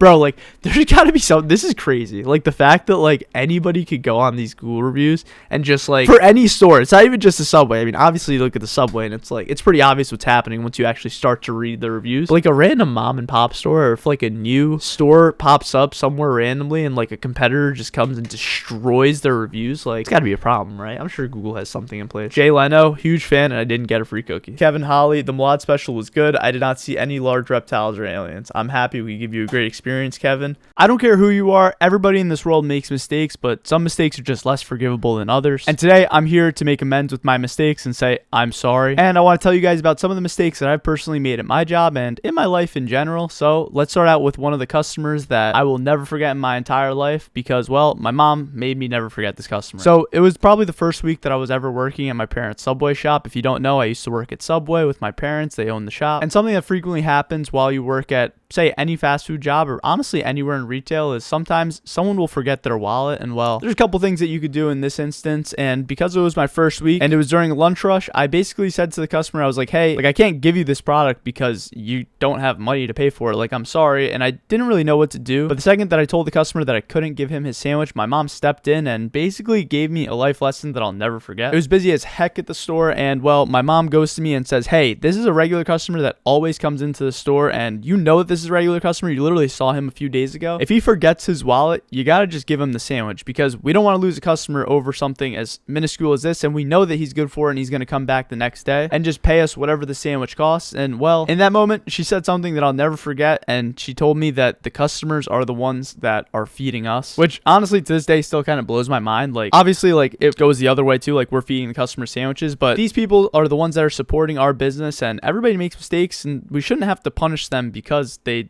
made a mistake as small as forgetting their wallet. So I apologized to the customer. I let him go, and he happily ate his sandwich and came back the next day and paid for it. And he's to this day still a regular customer at the store. And honestly, he wasn't really upset at all, but that's something that I can't say for the next story that I have. Now, when you're new at a job, something that you usually have to get a pretty good grasp over is the cash register. And well, to this day, I still kind of struggle sometimes with where things are in the cash register and what to charge sandwiches as. And well, during my time at Subway, I had a customer that came in and I accidentally overcharged his sandwich. Now, I didn't make the sandwich, so I didn't really know what was on it. I was just kind of playing the cash register and being the guy ringing up everyone's subs. But this guy in particular got a 6-inch sandwich, and I rang him up for the 6-inch, but I rang it up as a more expensive sandwich than what he got. I forget honestly what specific sandwich he got. It was probably like a turkey, but I rang him up as like a steak, which is obviously a couple dollars extra. And well, let's just say this guy was not happy when he saw the receipt. He was basically standing there at the cash register for like 30 seconds, just staring at the receipt blankly while looking at me almost as if he was gonna,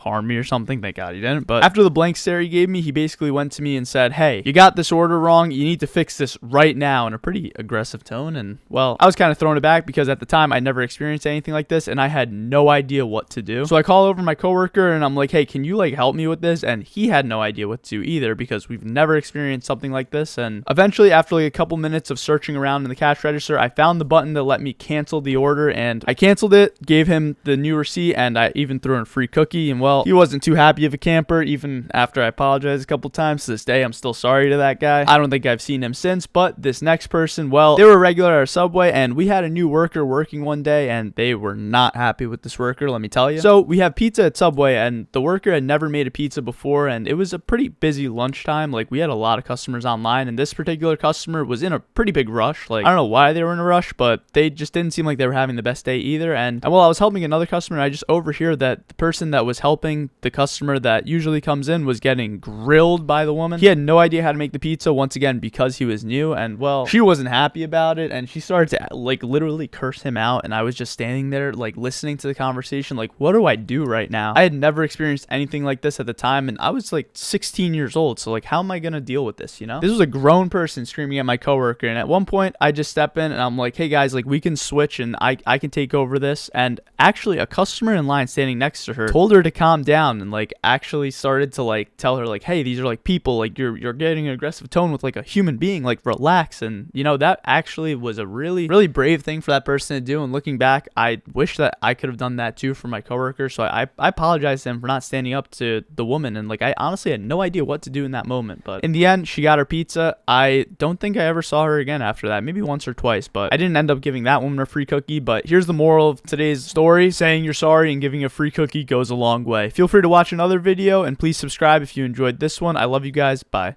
Milad, have you ever had a customer that you thought was a Karen, but it turned out that they weren't? So when I worked at Subway, we had a lot of difficult customers. I don't want to make it seem like every customer that I've ever experienced has had issues or gives me a hard time. It's actually probably something like 1% of the total customers that I've ever served. But well, that 1% sometimes sticks out like a sore thumb, and the lady I'm going to tell you about today is part of that 1%, or so I thought. I was working a normal afternoon shift when this woman walked into the store and she immediately started to complain. She said that she had called about a dozen times to see if we had tuna at the store, but I never received any phone calls. And when I told her this, she showed me the phone number she called and started to complain about how to find the store. She said Google just wasn't doing a good job, and I listened to her complaints, and honestly, I heard her out. The store was dead, and I didn't have a customer for about over an hour, so I had nothing better to do than just listen to her. And well, we finally got to the part where I started to make the sandwich, and man, it was a tough one, let me tell you. She started by asking me about every single cheese that we have, which isn't a problem. I'm a cheese connoisseur myself, so I'm happy to explain our cheeses. But then she called our cheese selection weak, and it kind of hurt my soul. I mean, we are at Subway after all. This isn't like we're not in the middle of Italy. She ended up ordering a tuna sandwich, and she wanted it toasted. Now, toasting a tuna sandwich is kind of a bit of a risky play. Some people hate it. Me personally, I like it a lot. There's nothing better than a tuna melt, but it's really not for everybody. And well, this woman did not like it whatsoever. She wanted to eat the sandwich there, and after about 30 seconds after I walked into the back, I hear the bell ring, and it's the woman. She was appalled by the sandwich, but didn't blame me. Instead, she wanted to order a brand new sandwich that wasn't toasted this time, and she wanted to pay for it. And I told her about probably a dozen times that she didn't have to pay for the sandwich because I didn't want this woman to never come back to the store, but she kept insisting, and so I let her. I made the new sandwich and I gave it to her, walked to the back, and I hear that dreaded bell ring again. I didn't know what I was going to do at this point, and honestly, I was a little nervous about what she was about to say to me. She already roasted my sandwich skills once. Was she about to destroy me again? But as I'm walking back to the front to check on the customer, I just see a huge smile on her face. She was in love with the tuna sandwich that I made. I'm not even kidding. She said that she's been going to Subway for over 20 years, and no Subway has ever made a tuna sandwich like our Subway, and I was literally taken aback. I was in complete shock, and she ended up leaving me a $5 tip. Now, after she left the store, I was honestly so confused on what just happened. I mean, forget about me just working at Subway. Like, I've never experienced anything like this in my entire life before. I was convinced that this lady hated me, and then just like that, in the snap of an instant, she became almost like the nicest person I've ever met. But I forgot about it, and a few days later, she came back in. She ordered the same exact sandwich, and from there, she became a regular customer and started to come in every few days for that tuna sandwich. And every single time, she would leave at least a tip of $5. Now, I haven't seen this lady in years, but if you're out there, you are a true Chad. And I hope you guys enjoyed this video. Comment some funny stories that you've experienced at work. I want to share some of them on this channel because, well, some of you have some incredible stories. Please also feel free to watch another video. I love you guys and have an amazing day. Milad, I need a fresh, unhinged Subway story. You've heard of a man yelling, you've heard of soda machines before, but have you ever heard of a man yelling at a soda machine? The other night, my coworker Bryant, shout out to Bryant, you're a legend, was working the night shift at the store, and he really wanted me to tell you guys this story. About 30 minutes before he was going to close the store, he had a customer walk in and order himself a sandwich, chips, and a drink. Nothing out of the ordinary. Everything seemed pretty normal. The guy ordered a sandwich and wanted to eat it there, and that was that, or so we thought. Bryant said the guy didn't look like he would be the type to do something crazy, but after this interaction, he realized, well, don't judge a book by its cover because, well, you never know if somebody's going to do something crazy or not, I guess. Anyways, he gets served his sandwich, and my coworker went to the back to finish everything up that he needed to do before the store was going to close. And about 15 minutes before closing time, Bryant just hears the loudest, most unhinged scream of his entire life. Obviously, he thinks something is wrong, and to give you guys the layout of the store, our soda machine is basically right next to the door to the back. So to him, it must have sounded like someone was about to rush into the back and steal all the pickles or something. But anyways, my coworker quickly runs up to the front to make sure that everything's okay and that nobody's hurt or nothing bad happened. And he just sees this man staring at the soda machine, literally screaming at it at the top of his lungs. Now, I'm no soda machine expert, but I don't think that's how you use the machine. My coworker is pretty much confused out of his mind and tells me that he's never seen or experienced anything like this before in his entire life. So he basically just says to the guy, "Can you please stop screaming?" He didn't really know what else to do, and it was almost as if something clicked in the guy's mind and he was like, "Oh, I'm sorry. And he went back to his table to sit and relax before the store closed. My coworker walked to the back again, and not even 30 seconds later, he hears the most obscene and vile things being screamed once again. Just like absolute horror to humanity, curses, you name it. And so Bryant walks to the front again, and there's the same man screaming at the same soda machine. Now, I don't know what this man's beef with the soda machine was. I'm assuming he might have just been drunk or something like that, but Bryant had to be careful now. When you have a person just screaming at the top of his lungs in your store, you just never know what's going to happen. And obviously, we don't want the guy to hurt Bryant, and one wrong move could literally have the guy hurt Bryant, and we don't want that. So when he told me this story after the fact, I suggested him that if this ever happens again, he should immediately call the police, especially if he's about to close the store and he needs this guy to leave. But in this case, Bryant wasn't going to let the soda machine win the beef, and he told the man one more time that he cannot be screaming in the store, and if he did it one more time that he's going to have to ask him to leave. And the man understood, started to apologize, and I really wonder what that apology looked like. Bryant didn't tell me this part, but I really wonder what the man's logic was to start yelling at the soda machine. Maybe it was like speaking to him, or maybe he just had his own like inner frustrations coming out. I don't know. But my coworker gave him one last chance, being the great guy that he is, and the store is going to close very soon anyway. And well, guess what happened? It stopped. They settled the beef. The soda machine and the man actually started to hug it out. No, I'm just kidding. Not even 10 seconds after my coworker walks to the back, he hears once again the most unhinged screaming in the world. And I would assume all bets were off at this point, and the man was literally about to start a UFC fight with our soda machine. But before he could do that, my coworker had enough. He finally said to the man, "You have to leave the store." And the guy was actually really mad at him for saying this, but Bryant at this point had to threaten to call the police if he wasn't going to leave. And well, that seems to have finally done it. The man begrudgingly leaves the store, letting out one more FU to the soda machine, and he told Bryant that he's never going to come back to a store in his life, to which Bryant told me that makes him pretty happy because he doesn't want this dude to come back with his friends to get revenge on our soda machine. In all seriousness, I hope the guy that was yelling gets some serious help, and if you're ever in this situation, especially by yourself, I cannot stress enough that you can call the police or call for help if you can't handle it. Bryant's pretty good at people de-escalating situations, but I still think that the second that he felt uncomfortable, he should have just called the cops. And thankfully, the man left without too much of a struggle after we asked him to leave, but every situation might not be that way. Anyways, I blame the soda machine, so if this video gets 50,000 likes, I'll get revenge for the man and demolish our soda machine in his honor. Also, please subscribe. We're going to start a country at 10 million subscribers. You could be a legal citizen literally by just clicking the subscribe button. And also, YouTube thinks that you would like this video, so if you enjoyed this one, feel free to watch another one. Take care. I love you guys, and don't pick fights with soda machines. All right, bye. Okay, I just want to start this video off by saying I am a very big fan of coupons, do not get me wrong. During the times that I was extremely broke and had no cash, especially during college, the only way that I would be able to eat a lot of fast food whenever I wanted was through coupons, so there's a very special place in my heart for them. But like all good things, coupons expire. They're not going to last forever, and while I work at the Subway, there's been a lot of times where somebody will come in with an expired coupon, and well, this would lead to some controversy. First, I think about 85% of you guys aren't subscribed, so if you're not subscribed, please subscribe and turn on bell notifications. But during my early years in college, I worked at the Subway almost every single day, and so when somebody would come in with a coupon, you know, I was always in favor of it. I was the kid that used coupons, so if you're gonna use a coupon with me, let's do it. Now, me personally, whenever I've tried to use an expired coupon, and I'm not gonna lie, there's been a couple times where I've wanted to use an expired coupon, actually not even almost, I've never gotten away with using an expired coupon. I've tried it at my Wendy's, I tried it at my McDonald's when they used to send coupons, but never once did somebody say, oh, it's okay, this is expired, I'm gonna give it to you anyway. Nope. Unfortunately, that's just not how the world works. But meanwhile, at my Subway, well, there were a couple times where somebody would walk in and the coupon either expired the day before or like even sometimes a couple days before, and well, I would let them go. I mean, I'm obviously my boss isn't gonna be happy to hear this, aka my mom. I'm sorry, mom, but I would just let them go because I figured, you know, they're gonna remember this kind act hopefully, and who knows, maybe it makes them a customer for a much longer time. But well, when you're abusing kindness and you're trying to get away with like a lot longer than 1 day expiration or even 2 day expiration, that's when we get into some problems, not gonna lie. So one of the most prime examples of this happening to me was that a lady came in with like an entire coupon book. Like it was like one of those full pages of coupons, and she was all by herself and she wanted to use 5 coupons simultaneously. And I'm a couponer myself, don't get me wrong, but to use 5 coupons, like she literally wanted me to give her like 10 sandwiches for the price of 4, which is like,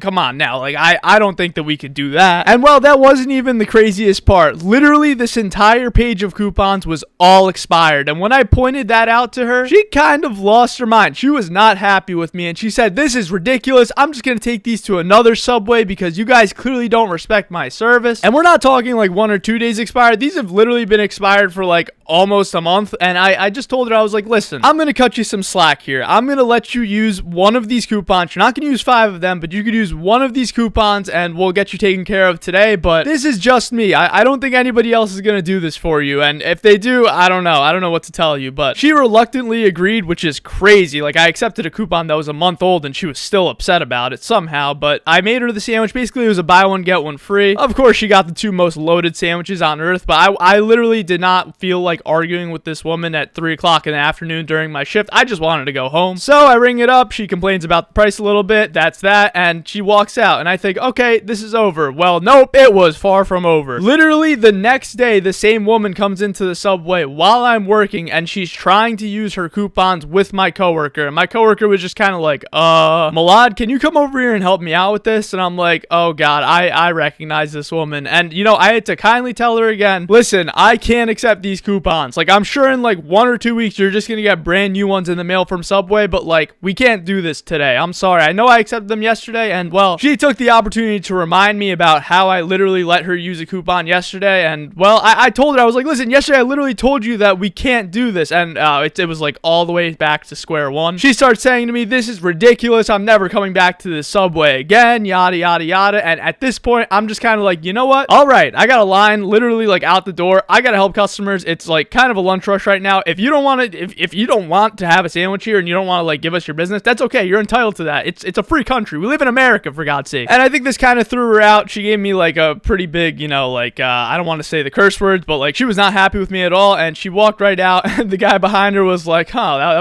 that was kind of crazy. And I was like, yep, that's just another day of a Subway worker. If you enjoyed this video, please feel free to like and subscribe, and well, I hope that lady out there is somewhere doing well. I don't know, I love you guys, peace. Has there ever been a time where you were a Karen? Oh boy, am I about to expose myself? So I think something that all of us know is that nobody's perfect. I have definitely had my moments where I was far from perfect, and well, immediately the first one that comes to mind to me is one from years ago when I was working at my parents' Subway. I was working in the afternoon one day, like 6 years ago, and I had a guy come into the store that ordered his sandwich, and he wanted to get a water cup. And so our water cups at the Subway are smaller than like the normal traditional cups, and he really wanted to get like the biggest cup. I think it was like a 40 ounce just to fill fill it up with water so that he could have it on the drive. I think he was taking a road trip or something, but I don't know why I was so adamant about him taking the water cup. Like, in hindsight, I should have just given him the 40-ounce cup, but I said no. I said you have to use the water cup or you have to buy like a smaller size. And that guy was so mad at me. And I remember like literally right after that happened, in my mind I was kind of like, why did I do that? Like, that was something stupid. But you know, we learn from those moments. I think literally every single person on earth has had moments when they've been a Karen. Maybe not to the degree of like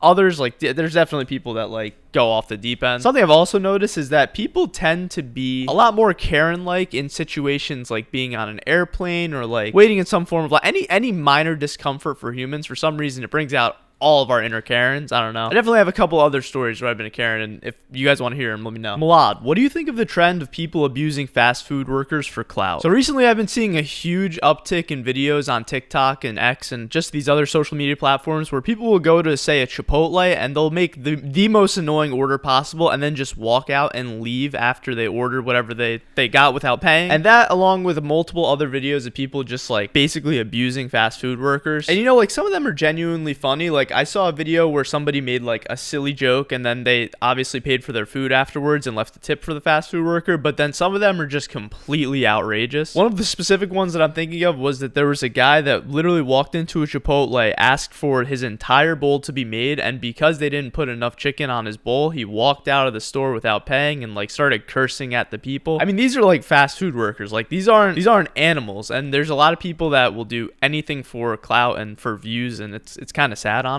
I mean, personally, I think that if you're making like a fun, silly video, then it's quite all right. Like, if nobody's getting hurt and you're not actually like getting the business to be hurt in any way by like wasting food or just like putting a worker in a really awkward and uncomfortable situation, then yeah, go ahead, film your TikTok, film your video. But when you're just like bothering people that are working their 9 to 5, like, come on, man, get a hobby. Like, you should go get a job. Like, stop harassing these Chipotle workers. Have you ever had to deal with a little kid when you work? So yeah, while I was working at the Subway, we had little kids coming in all the time. I think the craziest I've ever seen is a little kid that was maybe like 4 years old coming in by himself, and he just wanted a cookie, and then he like walked out by himself, and I was like, where are your parents? Like, what is going on right now? It was extremely adorable, I'm not gonna lie, but I was mildly concerned. But literally every single day we have like very young kids coming into the store and getting sandwiches, and you wouldn't believe some of the combinations that these kids get creative, let me tell you. I mean, you'll see like the usual stuff, like them putting chips on their sandwich or like asking for just a cheese sub, but I'm not gonna lie, there's been some kids that have put me on to some pretty good sandwiches. Like, they really know what they're doing. I have a question, Milad. So how would you handle a rude customer saying curse words at you and won't pay for their sub? You know, this has happened to me before. I think it's happened to most people that have worked in fast food, for being honest. It's just a part of like any job. Honestly, it's a part of life. You're just gonna deal with rude people. Like, anywhere you go, you could have everything in the world and you're still gonna have to deal with rude people at some point or another. One story I could think of is when a rude person came in, they like ordered their sandwich, and then we got to checkout and they were being helped by my coworker and it was too much for them, and well, she sort of let them have it. And I think my coworker did the complete right thing. He said to her, like, hey, if you don't want the sandwich, it's okay. Like, you don't have to get this. Like, I'll put it in the back. I'll put it in the fridge. Like, if it's too much for you, I understand. And she didn't stop. She like kept going. And at some point I had to step in and kind of be like, hey, like, I'm really sorry that like whatever's going on today, like, clearly maybe you're having a bad day. Maybe it's like tough times, but you can't really like yell and curse at us. Like, we got a job to do. We have to like move on to the next customer in line. Like, if it's too much for you, we can like split the sandwich in half and give you half of it, or like just take out like any of the chips or whatever else you ordered. Like, but yeah, she ultimately just like walked out of the store and didn't get anything. But that's usually the way that it goes. Like, I think the best way to combat somebody that's like being very rude or negative, or just like a customer that's not giving any constructive feedback and just like negative feedback, is just like be nice to them, try to hear them out and like understand them. And you know, like, sometimes genuinely people are just having a really bad day, and you can like honestly brighten their mood pretty easily by just like trying to understand them and be like nice. But of course, sometimes if like somebody's just like going off the deep end and they're screaming their lungs out and just like letting you have it, like, you should not just stand there and take that. Like, that's not okay. Every situation is just going to be different. Like, there's no one size fits all answer. But if you ever have to deal with a rude customer at a store, like, I just urge you to be kind of like just like mindful that being kind can go a long way. And I've seen it happen where like somebody comes in with a terrible attitude, and like I just ask them like, how's your day, and like try to be like accommodating, and it seems like their mood literally like turns full 180 by the end of the sandwich being made. It's pretty crazy the effect you could have on other people, you know? What's the most wholesome interaction you've ever had or witnessed? You know, it's funny, while I was at the Subway working, I actually had a number of very, very wholesome interactions, especially after I started making videos. There's two that immediately come come to mind. The first one, it's pretty simple, but it was like within the first 3 months of me making content online. I had somebody that came in he was like maybe 12 years old, 13 years old, and he was a boy that told me how much that he loved my videos, and he brought me a gift. Now that in and of itself was so wholesome, like bringing me a gift, being a Subway worker, just like working my shift. I had so many people that would bring random gifts. Like I had somebody bring high chews once. I had somebody bring me like a whole box of like candies from their origin country. It's just such a wholesome thing. But this kid in particular, he brought me a Pokemon card, and this was about like 2.5, 3 years ago, and I still have this card to this day. It was a Lucario card, and the kid told me that it was one of the first cards that he ever had from Pokemon, and he wanted me to have it. And like in that moment, I was like, oh my god, this is like such a wholesome moment. Like, thank you, child. I'm not deserving of this Pokemon card, but I will use it for the greatest good possible. And I actually kept that card in my phone case for like maybe a year or two afterwards, just as like a reminder of like, you know, be humble and just keep trying to make people happy. And that kid told the story to me about how like my videos really helped him cheer up one day when he was having a bad day, and that tugged at the heartstrings, I'm not gonna lie. And the second really wholesome story that I'm thinking about was, well, it was a little out of the ordinary for me at the Subway, but I was working one afternoon and I had a line that was pretty big, and on the line I had this guy that came in that he looked a little ruffled up, I'm not gonna lie. And well, when it was his turn to order, he ordered like a very basic 6-inch sandwich, and when we finally got to checking out and like where he actually gives me the cash, he basically was ruffling around his bag. And when this happens, I usually know that the customer doesn't have enough money to pay for their meal. Whenever that happens, I like to just let them go. Like I know that it's kind of like frowned upon for some people, and if it's somebody that's like trying to take advantage of us and they just keep coming back like day after day wanting a free sandwich, like I'm not gonna let them get a free sandwich every day because that would hurt us. But if it's somebody that's like down on their luck and they're just looking for a meal for the day, I usually will. And I don't think there's ever been a moment where I kind of like turn somebody away unless they stole from me. There was one guy that stole from me and I said, you can't have that, I'm sorry. But yeah, if anybody is ever open to asking for help, I always want to reach out a hand and be a good human and help them out. But in this particular case, he was looking around for the money and there was a big line, and I could kind of see that he was a little embarrassed looking throughout his bag. And without even like a step, before I could even like open my mouth and say, you know what, it's fine, man, like you can go, the guy behind him in line steps up and says, I got your meal today, buddy, don't worry about it. And well, the guy that had the sandwich was literally so happy that he started tap dancing in the store at like 3 o'clock on a Tuesday afternoon. He was hugging the guy saying, thank you so much, like you're the man, like you're the best. I was honestly taken aback by the action of this guy. It was really wholesome. I mean, just helping a stranger for no reason, like he wouldn't gain anything from that situation, obviously. It makes you almost bring a tear to the eye. I really hope you guys enjoyed this video. Please leave a comment and let's have a conversation in the comment section. I really enjoy reading your guys' comments. I read every single one of them, so please give me some questions, some feedback, anything you want to comment. I'll probably read and respond to a bunch of you guys. Thank you guys all so much for supporting me, and if you're not subscribed already, please consider subscribing and turning on bell notifications. Thank you guys. I love you. Have a great day and be a good person. Bye.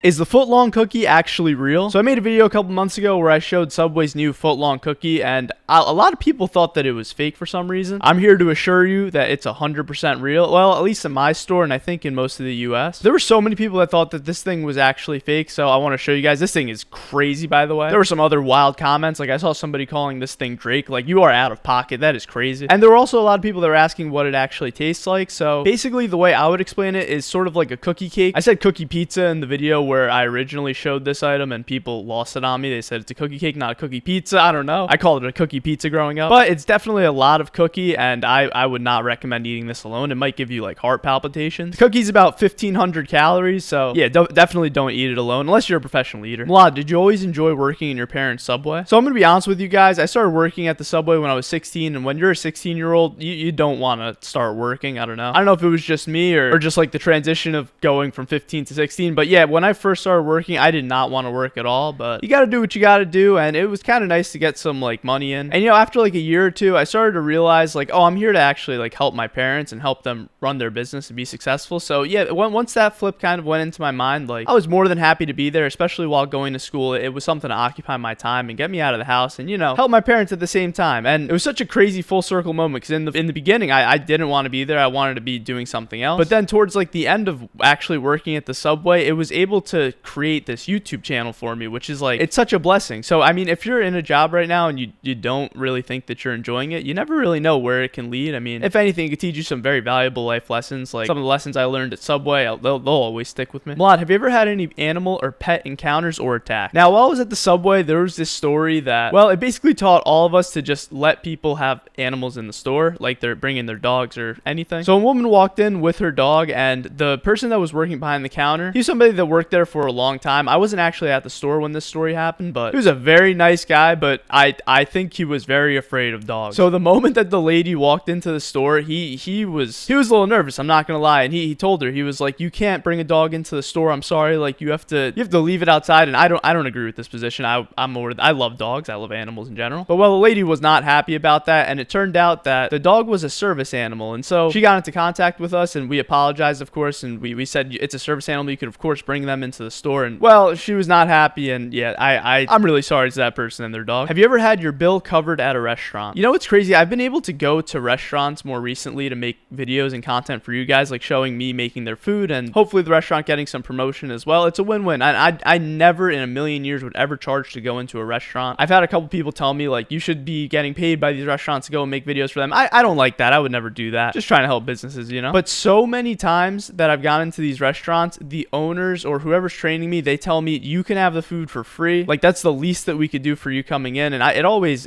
feels so like, it's just such a blessing, you know? And I always offer to pay, but I don't think to date one restaurant has let me actually pay for the food that I make. And they give us so much that I get to go give it to my family and my friends. And it's such a blessing. So, you know, thank you guys. You guys are the reason that I'm able to do this. If I can ever meet one of you guys and give you guys a free meal or cover your bill at a restaurant, I'm going to do it. That's the least I could do. Have you ever gotten punched in the Subway? I've never personally gotten punched at the Subway. Sure, people will like get angry or like, I don't think I'd ever meet somebody that would fight someone over a sandwich. But I've definitely seen some clips online where like someone will just jump over the counter and then they're just throwing hands, and it's like, I can't do that. Like this is a Subway. It's not a UFC octagon, you know? But when I was younger, when I was like 9 or 10 years old, on Halloween, I knocked on a door with an alien costume, and the little kid that answered the door was so scared of my alien costume that he punched me in the face. So that'll always be a core memory. Milad, who is your nicest customer? We have so many nice customers. You know, I don't get to talk about them as much because I usually will talk about like the Karens or the more awkward and hilarious situations at the store. But I think probably like 99% of the customers that come into the Subway are just like incredible, amazing people. It's just the 1% that makes for entertaining stories, if we're being honest. But I remember this guy that used to come in. He was an older gentleman, and he just brought such positive vibes. Like he was maybe the most Italian person that I've ever seen in my life. But I remember one time he told me that I make one of the most incredible sandwiches that he's ever had, which is like, as a sandwich artist, that is the best compliment that there is. And he would almost consistently leave me $5 tips. And like, I think at Christmas once he left me like a $30 tip, which is crazy. Tipping your Subway worker $30, like you are a good human being. And then another one I could think of was this crossing guard, and she was one of the most wholesome people I've ever seen too. She would always ask me how my day's going, and she told me the same thing. She said I make a great sandwich. What is the weirdest food somebody's tried to order? You know, I've said it once, I'll say it again. Working at Subway or basically any fast food place of that matter, you're gonna get some really weird requests. I'm sure working at restaurants, you get even weirder requests. Some of the not so weird ones that I've had is people like bringing in their own bread or like bringing in their own wraps. Like Subway doesn't have gluten-free wraps or rye bread, so if people want sandwiches on those, they'll bring in their own, which that's not weird. Like I understand that, but I've had somebody bring in their own salmon to put onto a sandwich, which I thought that was an interesting choice. We're not really allowed to put other people's stuff onto a sandwich, but if it's like a bread, I think it's okay. And then like the salmon, for example,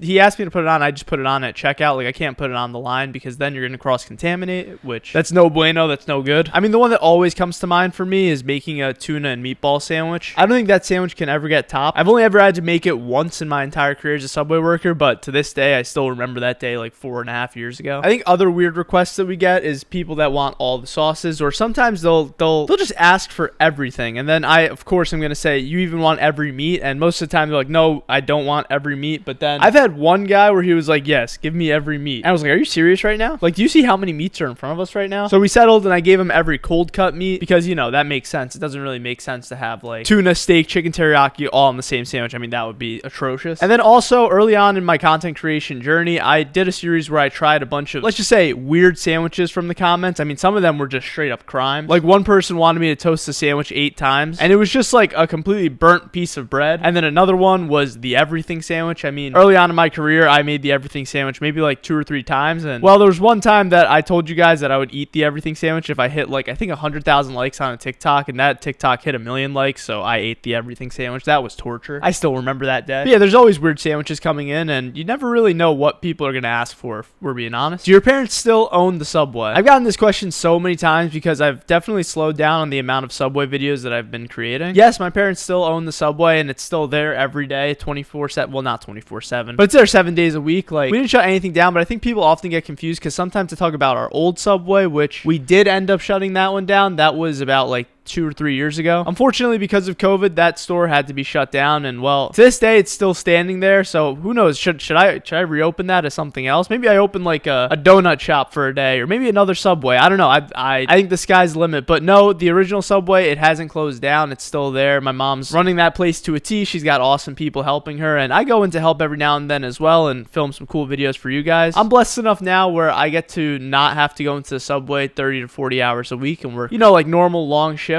But I'll still go in to make some like sandwiches, and like even if I feel inspired one day, I go in and I'll make like 10 or 20 sandwiches for homeless shelters, or like I'll make some cookies and, you know, just kind of have as much fun with it as I can, while obviously, you know, helping my parents and all that fun stuff. I don't know when, if ever, that Subway will shut down, but there's no plans of it anytime soon. Thank you guys for watching this video. I hope you enjoyed it. I really love making these videos for you guys, and if you enjoy watching them, please leave a like and leave a comment. I read through every single comment, so I'm always looking for feedback or just your funny stories. So let me know. I love you guys. Have a great and beautiful day. Peace. Milad, have you ever been scammed by a Karen before? Well, today I'm going to tell you about 3 times I've been scammed in my life, starting with the time I was scammed by a pretty rude customer. So one day while I was working at the shop, this lady walks in, and at first she was extremely kind to me. She asked me like how my day's going. We're making small talk, and eventually I just give her a sandwich and say, have a great day. Now, she wanted to eat the sandwich in the store, and as she was eating the sandwich, all of a sudden I just hear from the back, like almost like a gasp or like a loud scream. It was literally like almost like something out of like a movie or a cartoon. But I go up to the front of the store to make sure like everything was okay, and then all of a sudden I just see her very angry and like almost throwing her tray of food back at me with like literally an inch left of sandwich, and she says to me, I need a refund right now. I go, is everything okay? Like what happened? And she pulls a hair out of the sandwich that's like extremely long, and it's a dark color piece of hair, and her hair was a dark color. I think you could see where I'm going with this. She basically had told me that she found a piece of hair in her food, and immediately I was like, you know, like, I'm so sorry this happened. I believe you. Like, I'm gonna make this right. And well, that wasn't even enough for her. She was like telling me she was gonna call the health department. Like, she's gonna, I don't know. She was saying some pretty crazy stuff to me, and so I gave her a refund, and she even tried pushing me to like give her another sandwich, which at that point I was kind of like, I don't know if I can do that. Like, I have to call my manager, just make sure, you know, because I don't want to get in trouble. And so she walks out of the store and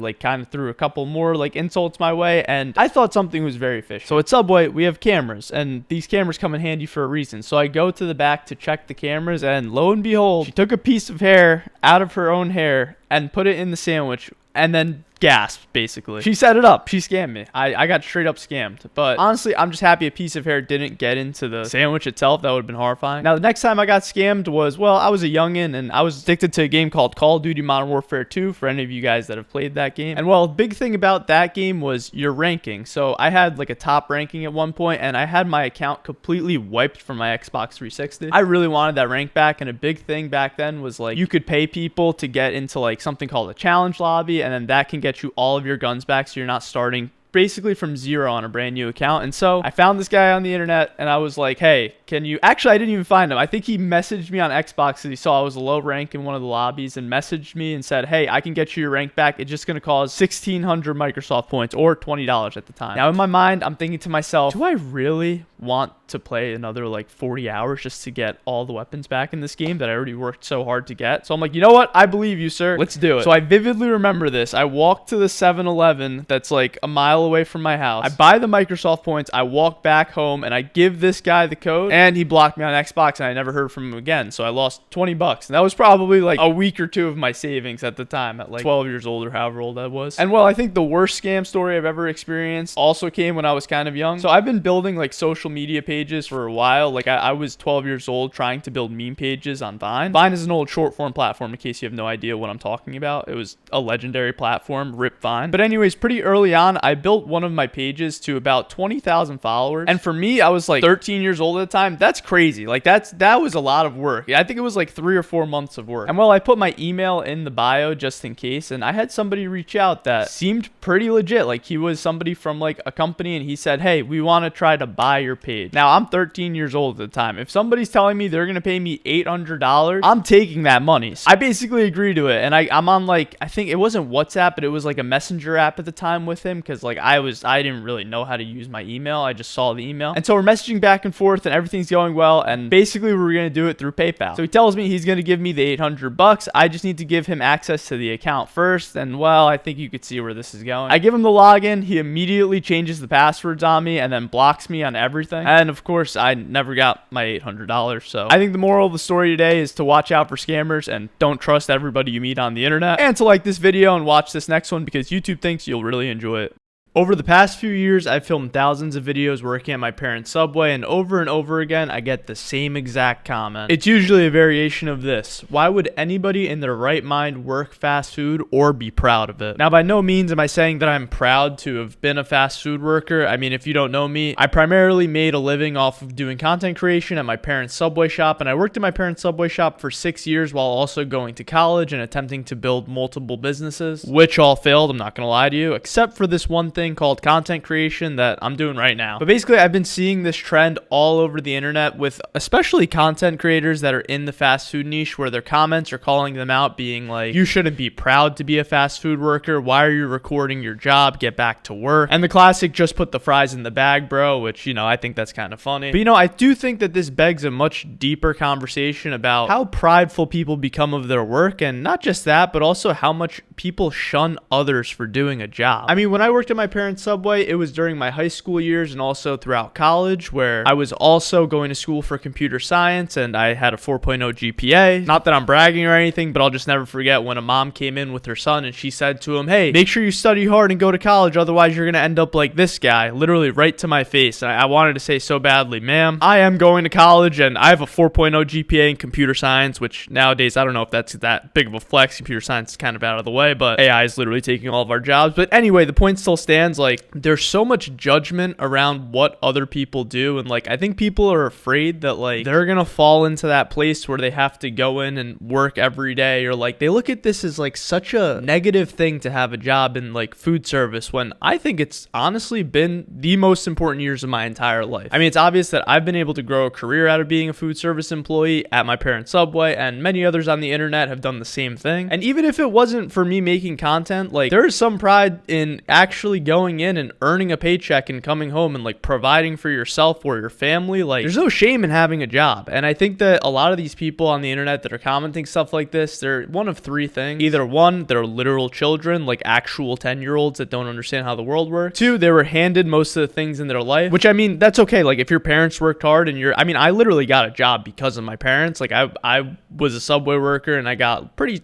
good treatment at the Subway because my parents owned the shop. But like, it's one thing to have that, and it's another thing to like use that as leverage to be like, I'm better than you because of my job and like what I do. Like, no, you still got to work hard. And the third reason that I found that people will actually like comment stuff like this is that they're just trolling. But the ones that are like reading this stuff that work in food service and they like feel down on themselves or whatever, like, don't feel down on yourself. You know, in life, I think that everybody's on a different path, and eventually everybody, if they work hard, are able to go to where they want to be. And maybe something like a food service job is just a stepping stone, or you never know, maybe it could be something much bigger. Like, for example, in my story, I was a Subway worker that honestly, I didn't really know what I was gonna do. I was working at the store every day, going to school for computer science, and honestly, I just thought that I would be a computer scientist at a big tech company like a Google or Meta or whatever, and I was applying for these internships and such. But because of the way the world was in 2020, all of my internship opportunities got canceled, and I was back to square one. I was just working at the store while doing school online, and honestly, it was a pretty low point. I was like, am I just gonna be working fast food the rest of my life? But you know, instead of like continuously thinking about it and like running away from it, I wanted to do something about it that could actually like result in something. I don't know. So I picked up my phone, I started making TikTok videos and YouTube videos, and what do you know? It grew into this beautiful career. And well, well, I would have never thought then that something like fast food could grow into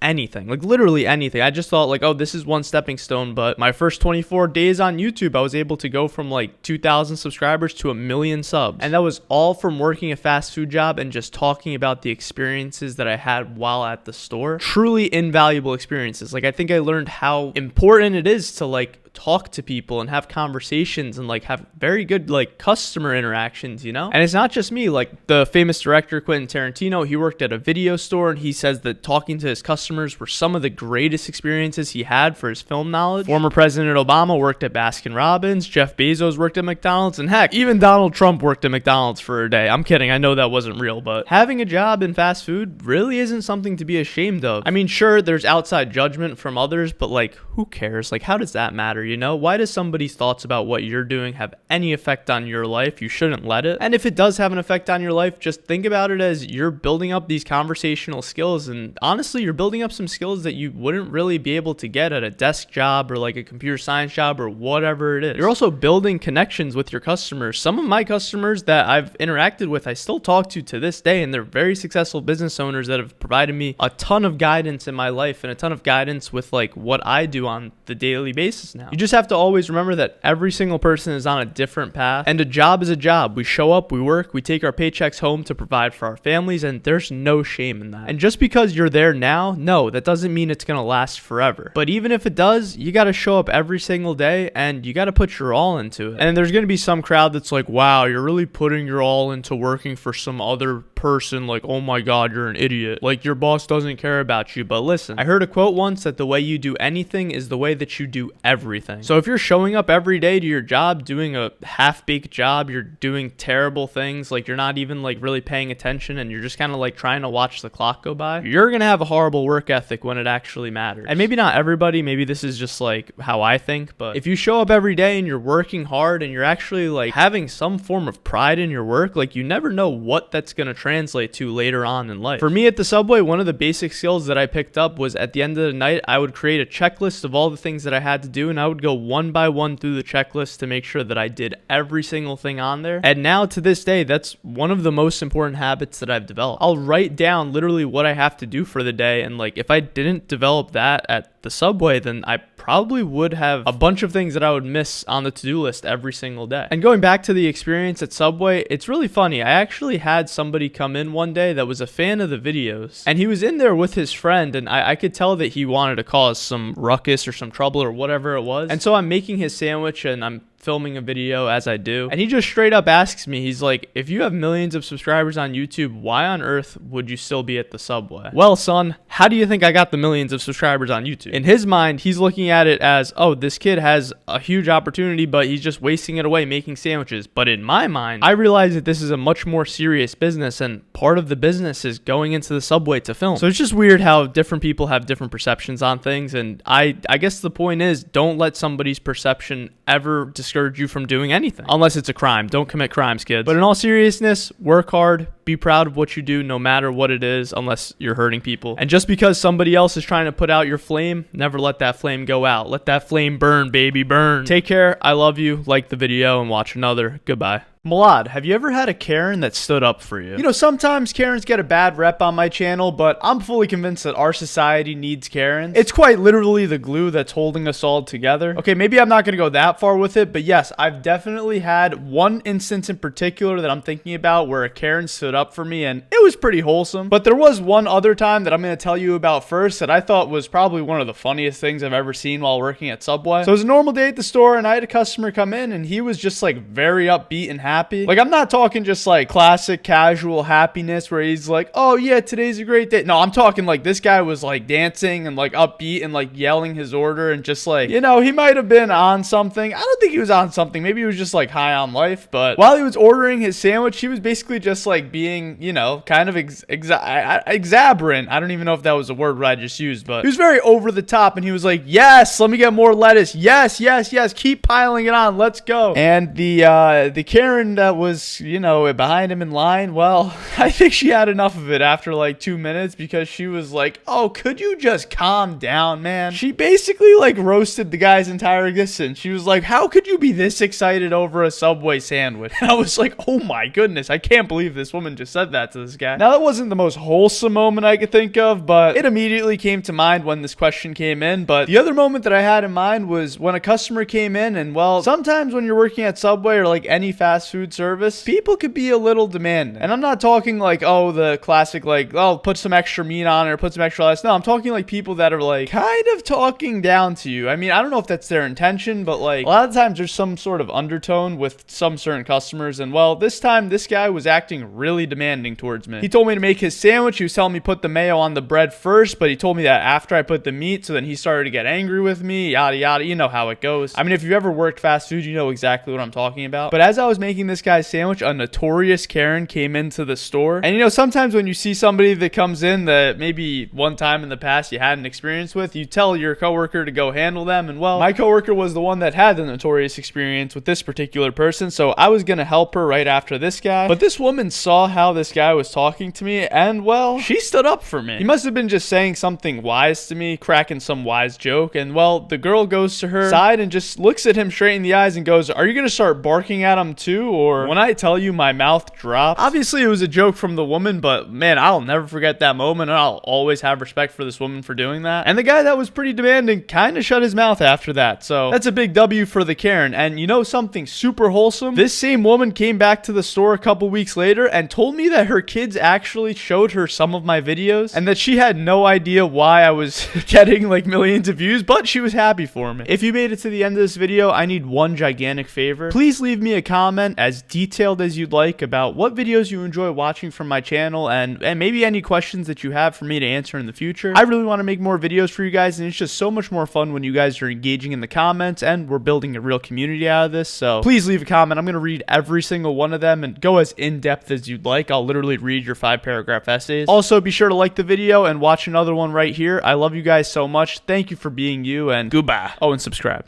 Milad, was there ever a time where a customer almost got you fired? Oh man, this one's gonna get me in trouble, but I can think of 2 times where I basically made a customer so upset that they went after my job. And well, the second one wasn't even at Subway. So when I worked at the store, I would record videos for YouTube just like the one I'm doing right now. And in the beginning, it wasn't very cool to people. The customers definitely came around to it once I actually started getting views and success, but in the early days, man, was it rough. I always tried to film when there weren't any customers in the store in the early days, because honestly, I didn't want people to look at me like I had 3 heads. But one time, as I was recording a video to post with my camera on my chest, a customer came in and absolutely did not care for me or what I was doing. My coworker at the time told me that he would help her because I was in the middle of filming a video, which I of course said thank you to him, and I tried my best to wrap up the sandwich quickly and make the video right there and then. But the customer looked at me and quite blatantly asked me, what are you doing? My response in the early days to this question was almost always telling the customer that I'm filming content to help promote my parents' store, because well, that was the truth. The business really slowed down during 2020, which is why I even picked up the camera in the first place, to try and help boost sales for my parents' store, because it was their store and they were struggling. But the woman pretty much just shook her head in disapproval and stayed silent, and so I go to the back to basically do the rest of my job now that I was done filming. But later that night when I went home from my shift, my mom tells me that we had somebody file a complaint at the store with corporate. The complaint basically read, if you're gonna hire employees, they should be doing their job and not messing around on the clock. It's not fair to the customers to have to wait for a sandwich to be made while a teenager is filming himself making sandwiches. And she went on to say how I'm completely unfit for the job and shouldn't be working there if I'm not taking it seriously. Honestly, this made me feel some type of way, because this was one of the first corporate complaints I ever got in my life at Subway. And I just kept apologizing to my mom because I didn't want to get her in trouble, and it sort of induced a mini panic attack for me. But I really think my mom is the best mom in the world, because she just straight up told me that she believes in what I'm doing, and that just because one person doesn't mean that I should stop. It's actually pretty funny because I'm pretty sure that same person came back to the store a few months later to congratulate me on growing my platform and helping my parents' store recover during those tough times, and even told me that her kids watched the videos and I gave them some free cookies. Now, the other time a customer tried to get me fired wasn't even actually at Subway, and I don't really think this was my fault at all, but you could be the judge of that. There was a stretch of 1 week during my late teens where I decided that I wanted to try being a DoorDash driver, and one of the orders I got was from Chipotle on a Sunday, which I thought was no big deal, but once I got there, the store was absolutely flooded. Honestly, I think it was the most people I've ever seen inside of a Chipotle at once, and because of this, I had to end up waiting over 45 minutes for the DoorDash order to get made. I kid you not, I was going to be making $6 from this order for dropping it off, and I didn't want to cancel it because I heard that it really affects your rating as a driver when you do that. But oh man, was the customer unhappy. After spending an hour waiting on this delivery and then driving to the customer's house, I dropped it off at the door and notified the customer that their order arrived. But the customer messaged me that they'll be reporting me to DoorDash and that I shouldn't be taking so long on a simple order. It was at that exact moment that I never tried being a DoorDash driver again, so I guess she didn't really get me fired, but that person definitely made me quit. If you enjoyed the video, like and subscribe, and YouTube thinks that you'll like this video too, so please give it a watch. I love you. Bye. Throughout my life, I've had to deal with a lot of different types of people, and one of the hardest things I've ever experienced that probably led me to be who I am today is dealing with rude customers during my 7 years at Subway. But over that time, I figured out how to actually disarm these types of people, and I figure maybe this video can help at least one person out, so I want to tell you guys about 3 different times I had to deal with a customer who was trouble and how I ended up actually conquering it, and it actually turned these people around to be like incredible human beings. For the first story, we had this guy who would always come into the store with an absolutely awful attitude. I never actually had the chance to help this customer, and it would always be my female coworker who would help this guy, but he would bark at her constantly. He would literally say to her face that she doesn't know how to make a sandwich and things like she doesn't put enough meat on the sandwich or enough olives. Now, I never experienced this firsthand, but I heard stories from my coworkers about this guy, and well, one day he walked in while I was working, and I was with the same female coworker who usually helped this guy, but she really didn't want to help him and was begging me to take him, and so I did. Now, it was pretty standard at first and what I expected, which was instant attitude, almost as if I owed him something, but I slowed down the conversation immediately. He was in a big rush, I wasn't, so just by slowing down the pace of the convo, I could feel something instantly shifted. It's like taking the power away from the customer. They no longer control you because, well, you're the one making them a sandwich. Anyways, after he starts his order, it was pretty obvious he wasn't going to mess around simply because I slowed down the pace. It sounds crazy, but it worked like a charm. And then I went in for the kill. The single greatest thing I think I could have possibly done in that moment to completely disarm this man, which was I told him he had a nice hat. I swear that this was like the first time this dude ever received a compliment in his life, and all of a sudden he had a huge smile on his face and he instantly said to me, "I like you. There's something I really like about you." And so I continued to make his sandwich with zero problems, and he left me a few dollars for a tip, which he had never done at the store before. My female coworker was absolutely shocked, like in complete shock. These 2 tiny things of slowing down the pace and reacting to his negativity with positivity were the catalyst for this dude to never act out again when he came into the store. And it was weird because from that point forward, he would come in with absolute positivity, even towards the female coworker that he usually constantly bothered. The next story is a little different, but I think it's even cooler. There was a customer that used to come into the store and constantly ask if he could fill up his mug with ice, and I would always say yes and pay no mind to it because, well, ice is practically free. He wouldn't buy anything but just wanted ice, and then one day I noticed he started filling up his mug with soda. I thought, that's weird. Let's see if he tries to offer paying for it, but no, of course not. And so the next time he came in, he tried doing it again, and I need to tell you guys something if you work in food. If you let somebody do something once, fine, it's okay, but if they do it twice, they're gonna try to constantly do it over and over again. I had 2 routes for how to talk to this guy. Either 1, I could lose my temper and tell him to leave and never come back to the store, or 2, I could approach the situation with humility, and I chose humility. I literally said to the guy, "Listen, I know that you might not think it's a big deal, but this is my parents' store, and what you're doing is stealing. It might not seem like a big deal to you, but to me, it is a big deal. My parents worked hard for this store, and even if it's like $1 of soda, you're still stealing from us. Just please don't do this anymore." It's like it snapped this dude into place, and every time he came in from now on, he bought a soda like a normal customer, and eventually he even started buying sandwiches and other things to support the business, and even asked me a couple times how my parents were doing. If I took it the other way and freaked out at this guy, I probably would have felt pretty bad about myself, he would have felt bad about himself, and he probably would have never came back to the store. But instead, humility actually made things a lot less awkward, and it led to us gaining another customer, and I thought that was pretty powerful. And well, the last story is about a guy that used to come in every day before closing time and would get unreasonably upset with me because we would be out of veggies. Now, this story was a pretty simple solve. I literally told the guy that we were out of veggies because he would come in 5 minutes before we closed, and he realized and started coming in an hour before we closed, and he would get all the veggies he wanted. Go figure, telling somebody exactly why something's happening the way it is actually works. I really hope you guys enjoyed this video. A lot of you have been asking me to make more long form videos like this, so if you do enjoy this, please be sure to like the video and leave a comment. It's actually super helpful to me, and it motivates me a lot and lets me know that you guys really do enjoy this content. Also, a lot of you guys have been asking for longer videos, so like I had a video that was an hour long and a lot of you guys really liked it, so if that's something you want, let me know in the comments too. either way, I love you guys. Have a beautiful day. And if you're bored, YouTube thinks this video will be great for you next, so please watch it. Milad, has anyone ever tried to pull a fast one on you? Throughout my life, I feel like there's been many times I've been left dumbfounded by something I've seen somebody else try to do. And well, just the other day, I had a company that tried pulling a fast one on me, which inspired the creation of this very video that you're watching right now. But before I tell you that story, I want to tell you about a few times that I've had to deal with this and what I did in that situation in case you ever find yourself in a similar one. Our first story goes back to when I was working at my parents' Subway. I had a customer that would come in almost every single day and ask to fill up his water bottle, and of course I let him. I mean, if you deny somebody water, you're a different type of evil. Anyways, he was a nice guy, or so I thought he was, until one day I was sitting in the back and I heard the pistons from our soda machine all of a sudden going off. I thought, that's weird, that usually doesn't happen when somebody's getting water, and so I go to the front and ask the guy if he was getting water or not, and he said he was getting seltzer. You know, he was tiptoeing a fine line with the seltzer, but I didn't care enough to say anything, so I just let it go. Until the next day when I saw him and he came back and started pouring Diet Coke into his bottle, clear as daylight in front of me. My heart was shattered. I thought we had an agreement here, but nope. So I just had to tell him that he can't do that, and he took full accountability, which I was sort of shocked by, and he just left and never came back to the store. So I think I got a little lucky there, but that story doesn't compare to another guy who came in and he actually paid for his beverage, but he hesitated before buying it and made sure to ask me if refills were free. I told him of course refills are free, and he seemed super happy, and I was happy that something as small as a free refill would make this guy happy. Anyways, this new customer came back to the store the very next day, and I would have been pretty happy about that, except for the fact that he had that same cup from the day before in his hand. I tried not to pay any mind to it, but the second that I saw that cup, I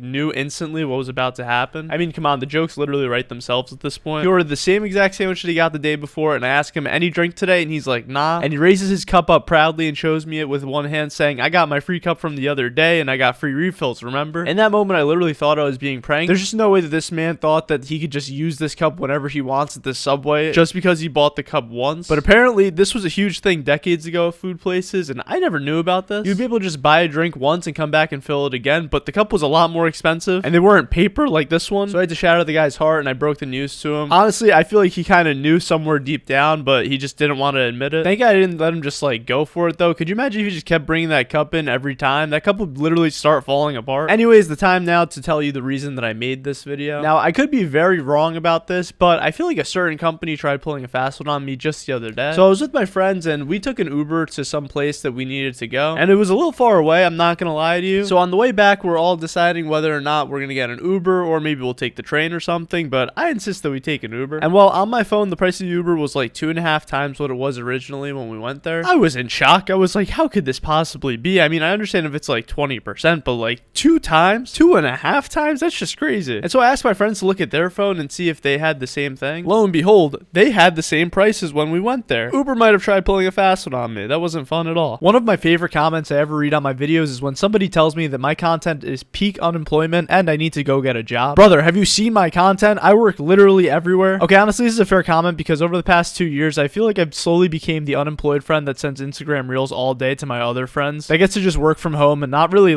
worry like a normal 9 to 5 would. And I feel like right now is a really hard time for a lot of people to get jobs, and I thought that I would tell my story today of how I eventually was able to find my job and will hopefully inspire some of the people that are on the hunt right now. Because back then, I'm not gonna lie, I was really lost. I mean, I'm still sort of lost, but at least now I feel like I'm going in the right general direction. And so I want to tell you guys about 3 jobs that I've had in my life and how eventually I ended up working at those jobs and it ended up working out for me, and why I think it'll work out for you too if you're doing the right things. So my first job ever was of course at Subway. I started at Subway when I was 15 and my parents owned the shop, so obviously that really helped with getting the job. I know that a lot of you won't have parents that own a Subway, but if you're looking for a first job, I think that working fast food or something in that sort of service industry realm would be a great start. And a good way that you could probably find a job is to see if anyone at your school has parents that own their own business or restaurant, and ask that person at your school if their parents are looking to hire. This is actually how my parents hired a lot of people at the Subway that worked with me in my teens, and it was actually pretty cool because a couple of my friends actually worked with me on shift, and it made my job a lot easier and a lot more fun. Anyways, I would clock into Subway every day from 4 to 9:30 p.m. and from 9 a.m. to 3 p.m. on weekends, and I would put in my shift, and I liked the shop a lot because I would be able to see a ton of different people and talk to different people every day, and I won't lie, I think that this was able to really increase my social skills as a result over time. So I ultimately stayed at Subway for 6 years, but there were points where I cut back on Subway and started to work other jobs as well, and so my next job was as a teacher's assistant at my school. Honestly, this was a pretty incredible job. A professor paid me to assist in teaching his course at my college, and he was a really nice guy, and it was a great course that I really enjoyed. All I really did was grade assignments for the professor, and I would make some homework assignments as well, and if anybody in the class ever had any questions, I would just be there to answer them. I got pretty lucky with this job. The professor asked me because I did well in the class, and for the pay, it honestly wasn't much work, so if you're in college, I'd recommend trying trying out being a teacher's assistant for a semester. I liked it a lot, honestly. And this was actually the job that helped me save up for my first car ever. Shout out the Nissan Altima. I love that car. And I used that car to do my next job, which was ultimately DoorDash, and I did that job for 3 days. I'm not gonna lie, I really thought that I was gonna like this job going into it. I mean, all I had to do was sit in my car, go to places, listen to music, drop off food. Like, it seemed like the life. But literally on my first day, I realized how boring I would get driving around and just picking up food and dropping it off. And so many times I would get lost trying to find customers, and I would have to stop for gas. It was a nightmare for me. I just didn't enjoy it. But honestly, none of that was really that bad until I got an order from Chipotle. Now, this was a $12 order, and I kid you not, I was standing at Chipotle for 50 minutes trying to get this customer's food. And there was also like 30 other DoorDash drivers that were trying to get food as well. And I just realized in that moment that it wasn't for me, and so I canceled the order, and I decided that DoorDash just was not for me. And well, I started to put more time into the Subway, and lo and behold, I was still just trying stuff out, and all of a sudden I found TikTok, and I just made videos not even expecting anything of it, and well, that ended up naturally becoming my job somehow. Now, I don't know if there's anything to learn from this. I think that I got extremely lucky. Even with a ton of hard work, the reality is that things like that don't really happen that often, but I do believe that if you're just trying out different things, eventually you're going to be able to find whatever it is that you love doing too. And even if it's not like the craziest job in the world, if you can make a living doing something that you love, I think that's the best possible way to live your life. My path wasn't a straight line. I'm sure yours won't be either, but just don't worry. It'll work out. Just keep trying things and work hard. And I want you to know that like everybody's figuring it out. I'm figuring it out. Your favorite people in the world are figuring it out. Literally everybody that you know is trying to figure it out. But you got this. I love you. YouTube thinks you'll like this video next, so feel free to watch it, like, comment, and subscribe for more, and have a great day.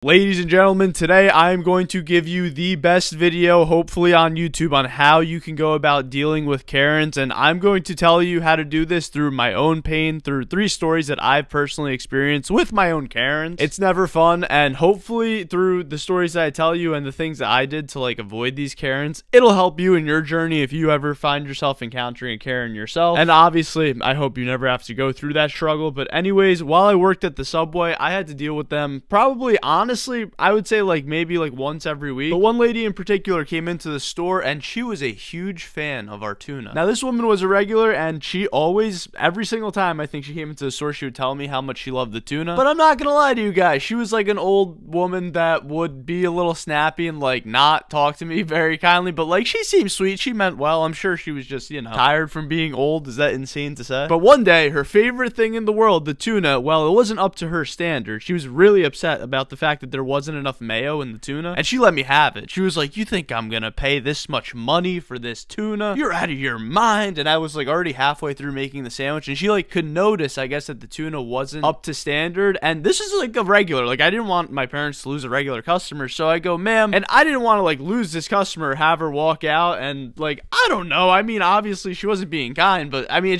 it's a very easy fix is the way I'd put it. So instead of going back and forth with this random woman, I said, "Ma'am, I got you, let me take care of this." I just took the tuna to the back, simply added more mayo, and went back, and this woman was amazed, bro. She was like, "Wow, it's like the greatest tuna you guys have had in a while. It's incredible." I'm like, yep, no, I know, yeah. Boom, Karen diffused. So if it's easy and they're not like being, you know, like an extremely difficult customer, just do what the Karen asks, I'm telling you. But sometimes the Karen, they do not comply. They're not happy. So I've had a customer before that they ate like half of their sandwich, and they brought it up to the register and said, "I don't like my sandwich. I want a full refund." We're not talking like they ate a 6-inch. They ate half of a foot-long sandwich and brought it back to the counter and said, "I want my money back." And I said, "Ma'am, where's the other half of the sandwich?" She said, "I ate it, you know?" And I was like, "You didn't like the sandwich, but you ate half of the sandwich, and you're expecting me to give you your money back." And she's like, "Yep, that's exactly what I expect." Bro, what are you talking about? In that situation, I had like my manager at the time, I was very young at that time. I had them just like take care of it, and basically my manager was just like, "No, like you can't do that." And she didn't like that. She didn't like that one bit. She started like freaking out, and I remember going to my manager. I was like, "Do you think we should just like give her money for half of the sandwich?" And my manager was like, "Well, I don't know, because now she might start doing that all the time." Eventually, she just kind of left the store, and I don't know if that was the greatest way to deal with it, but I mean, it worked. She didn't come back, and there were never problems again. And you know, looking back, maybe I would have given her half of the sandwich, like the money back, but maybe I'm just too nice. If she did something crazy, like putting her hair in the sandwich, which I have seen a woman before